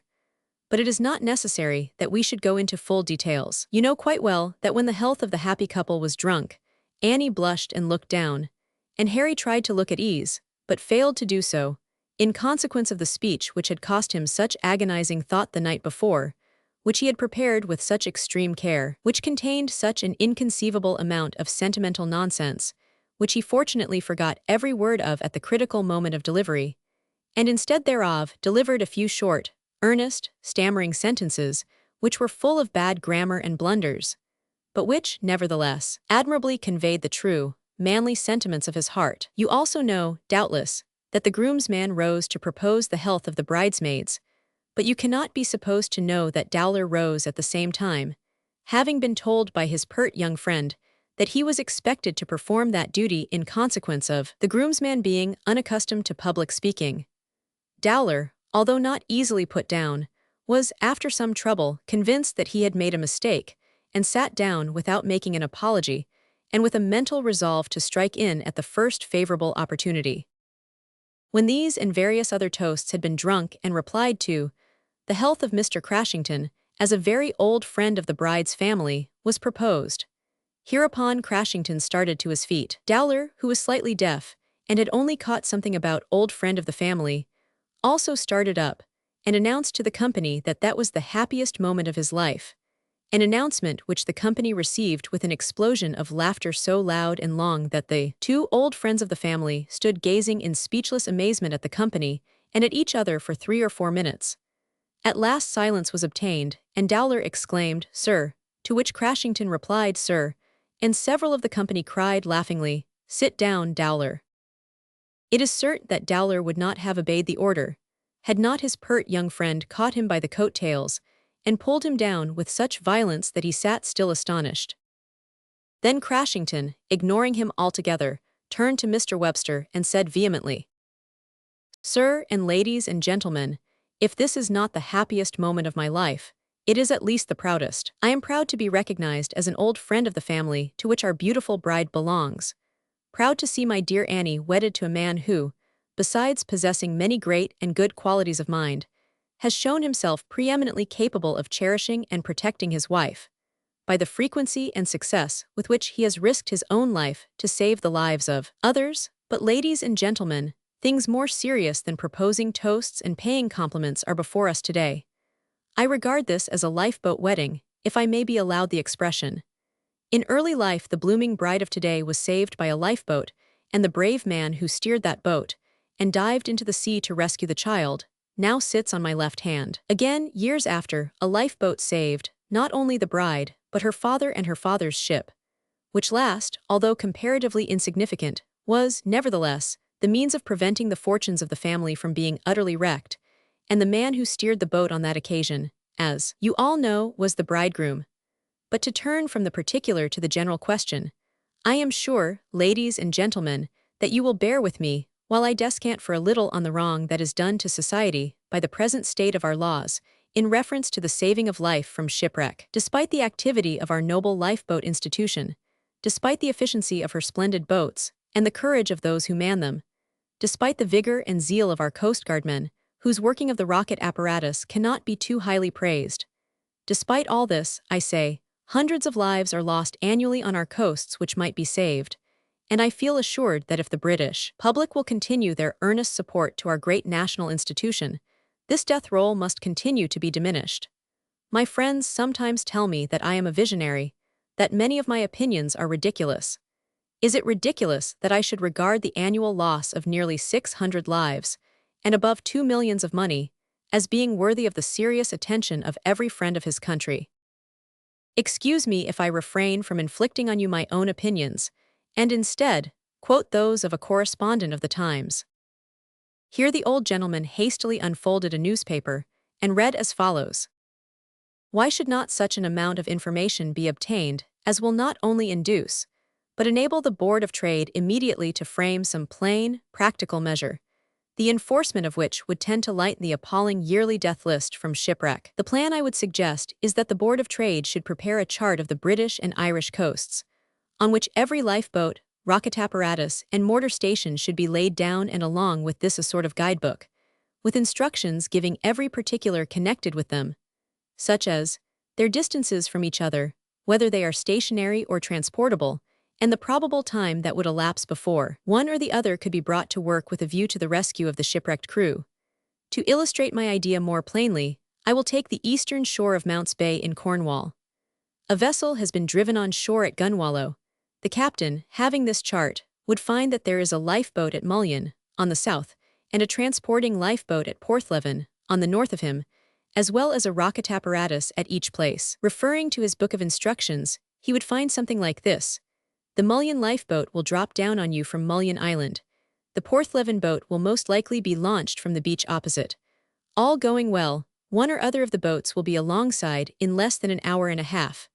Look out and get ready for the rocket lines in an hour after striking. The very knowledge even that the means of saving life are at hand would enable the captain to maintain a certain amount of discipline, while passengers and crew alike would retain in a great measure their presence of mind, and be prepared for every emergency. And again, as is often the case, if a captain is compelled to run his ship ashore, with the view of saving the lives entrusted to him, he would at once find from his chart and book of instructions the safest and nearest point from which he could obtain the desired assistance. It should be imperative, not optional, as at present for every vessel to carry a certain number of life belts.